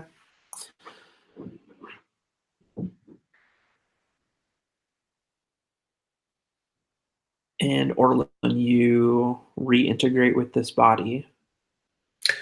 Oh, Sorry, go ahead. Before I leave, though, I do want to knock over that tunnel and sort of seal this entrance. Nice. Okay. Do you want to make that roll then? Just one light die. Yeah. If you roll under, you can reduce. Let me do that. That's a 1. Okay. Yeah, you can do it. Cool. So that drops you to 4. Awesome. Okay. Orlin, you reintegrate and you feel weird in your body. And it doesn't quite feel like you. But you sort of fill in this head with the mass of your body, and there's a face there. But you don't know quite what it looks like or who it is. It's not you. You're almost certain of that.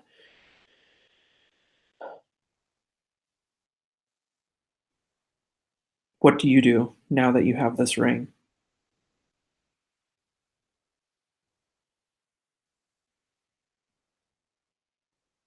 You're muted. Yeah, I'm also looking to get out of the forest. I do think I would. The sun is up now, or it's coming up. Yeah.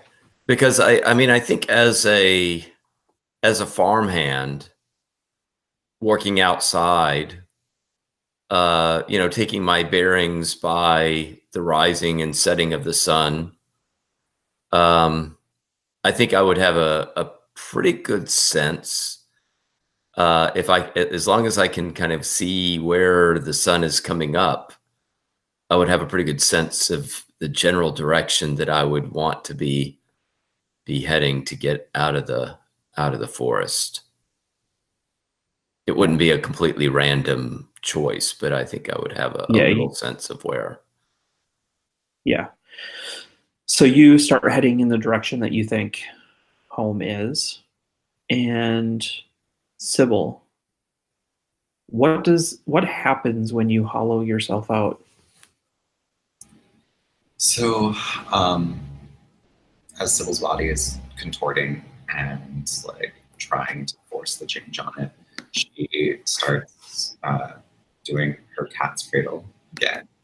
But this time the thread is red And so what it looks like is like she's, wincing in pain, and she's trying to force this off. And then finally, like, she pulls her hands wide, and then it's almost like the red threads like jump out of her hands and then wrap themselves around different tree branches and create almost like a net around her.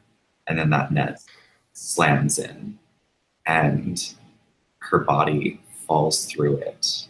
And then in the net is whatever was inside her. And Nice. yeah. So I think you fall. It's like a dream catcher, right? Almost. And what's left behind is this just like snarling, giant were rodent thing, scrambling to get out of the web that you have woven. And the more it struggles, the more it gets wrapped up and bound in it. And eventually, like a spider, it just gets kind of totally cocooned and trapped in this thing.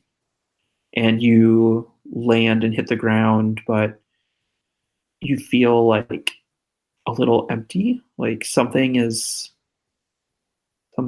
not there. And you realize you don't know quite who you are. And the first name that comes to mind is Maria.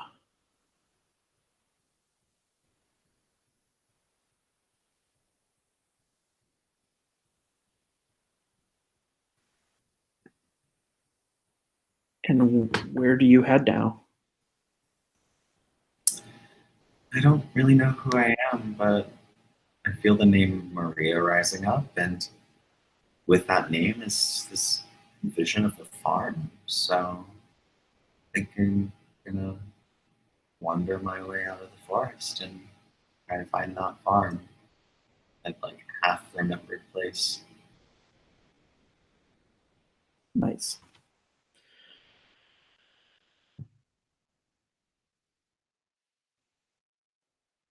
Diane, how long do you wander before you realize you've just moved deeper and deeper into the forest? Like, how many days since you don't really get tired? I think it's like truly uncountable. Like I've lost track at like 3,405 or something. It's just like utterly inane at this point. Do you think you just end up wandering the forest forever? Yeah, I think that could be good. If we are indeed getting into sort of epilogue territory, if you Yeah, I think so. think. Well,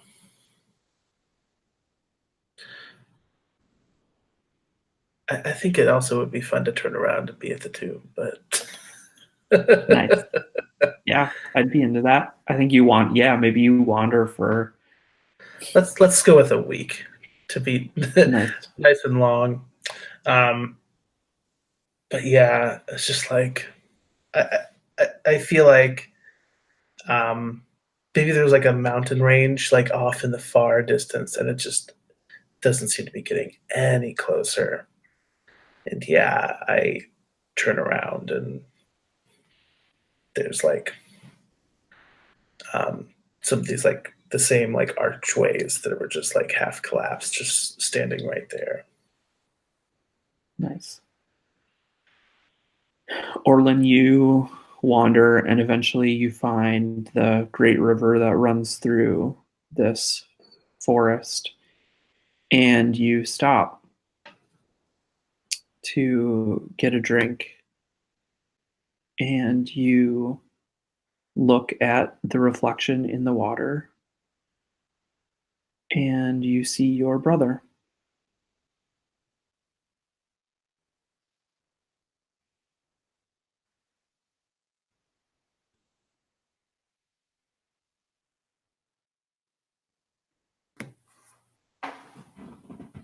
Yeah. So, I mean, I think I'm broken at that point because that obviously means that my brother had gotten out of prison and somehow had followed me, and I've killed him. And I think at that point, I have that bracelet.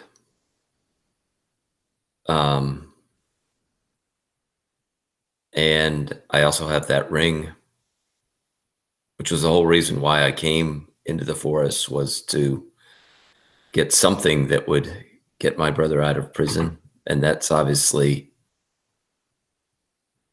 useless now to me for that purpose. And so I think what I do is I kind of tie the ring to the bracelet with my family's crest on it, and I just throw it into the middle of the river.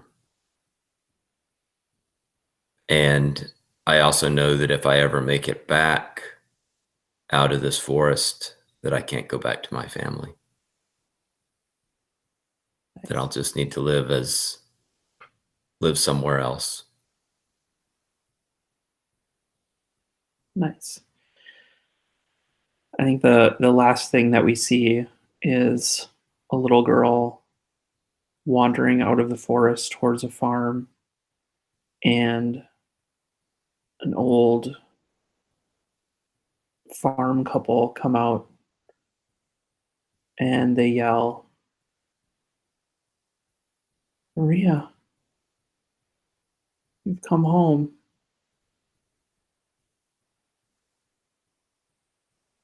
Do you do anything in response?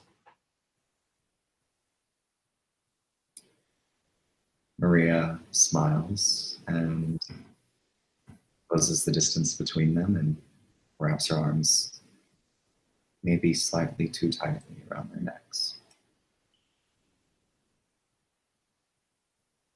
Nice. And we fade to black. And that is Trophy. Thank you all. That was awesome. That was so much fun. I know we're running a little bit over, but I'd love to do a little bit of a debrief. But if you want to take, a couple minutes, maybe 3 minutes, and just take a quick bio break, and then we'll come back and debrief. Sound good? Awesome. Thanks.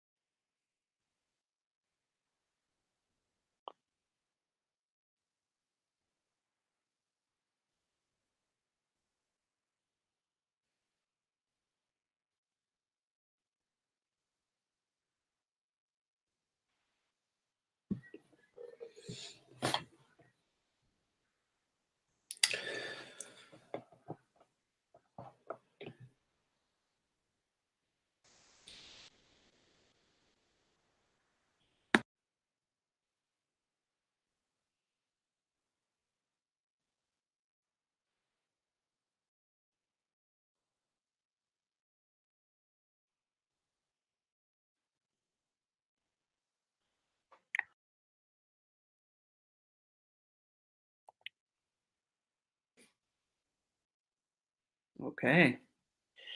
Well, that was great. Thank you all. That was so much fun. I didn't lose a one of you, and yet it was also tragic and bittersweet. So I'd love to just do like thoughts about the game, this particular session and the game as a whole. You can do roses and thorns or stars and wishes or whatever you want to do. Totally open. We'll just loop around and feel free to share any thoughts you have. So Robbie, do you want to start? Yeah, I enjoyed it a lot. I was actually just tonight during dinner was talking about playing this game with my family and was saying that I like the horror genre, and I like the horror genre in RPGs, but I think the problem that I run into with a lot of it is the more heavily GM driven horror. A lot of times it's too much.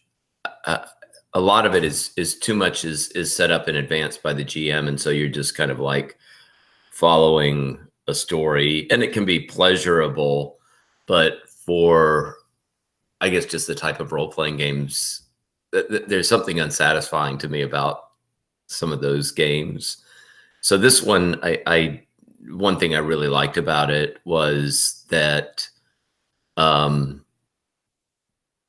there was a lot of obviously working on this on the fly, and I liked the way that the players and their relationships also was kind of figuring into the way that things were developing. That there was something, I think, a lot more kind of open-ended and also kind of organic in the way that the horror of this game develops. Yeah, nice. I mean, it's weird because it's more than a lot of games. It is there's a very explicit path that you're all walking down, and we kind of know how things are going to end, but it's always still a little nebulous because it is truly at the it's at the whim of the dice, right? Like whether you tip over or not, it's not Right. it's not quite as player driven, other than just taking that risk. So it's fun to see. It was fun to see us still get sort of like tragic and horror results, even with not having lost anyone truly to the forest, So I enjoyed it. Cool. Any other thoughts? Yeah, I had a great time, and I really liked the sort of almost like noir feel at times that kind of came about from this, and the fact that it's like playing to lose, like you'd sort of said at the beginning, that like we were all sort of angling towards tragic outcomes, and I think that those feel a lot better when that's something that you want, like if you get the bad ending in Fiasco or whatever, it's like, oh well, too bad. But this is like juicy because it's like something you're sort of aiming for. I really liked how quick character creation was, and I think that the prompts that are provided are very like easy to kind of hook onto and are really cool. So we were kind of able to get into things right away. So I think that led to a very valuable time. If that makes sense. Yeah. Good bang for your buck. Productive use of time. Absolutely, yeah. Yeah. Nice. Darold?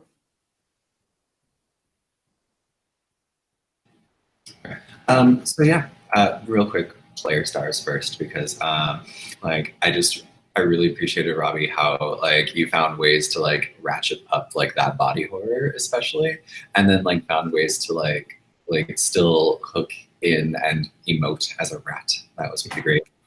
So kudos there. And then Michael, I really just like, first of all, like great with like taking the kind of like things that we projected on your character and then rolling with that. I totally don't know how I would react in that situation. I hope if it ever happens to me, I will be as graceful and as awesome with it as you were.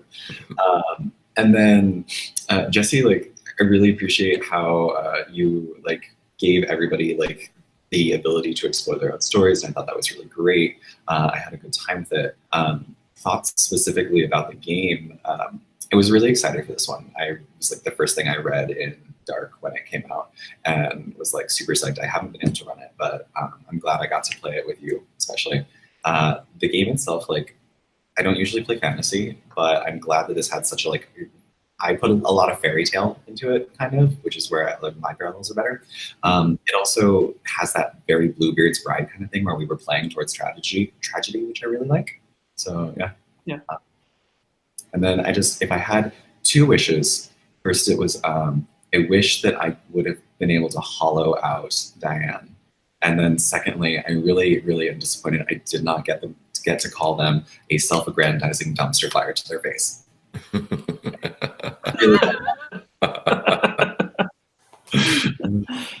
Nice. Yeah. It was fantastic. Those are so good. But can't you see? It was just they were just covering up for their self-hatred, and they wanted to be so beautiful, but they weren't on the inside. They're just hot air. Nice. Well, I will just pile on just by saying that you guys were all great and so giving and so willing to put each other in the spotlight, and really played to the tragedy of it, which is exactly what you need out of this kind of a game. So thank you all for doing that and bringing it tonight, and with being so flexible with me in terms of scheduling. So I appreciate that.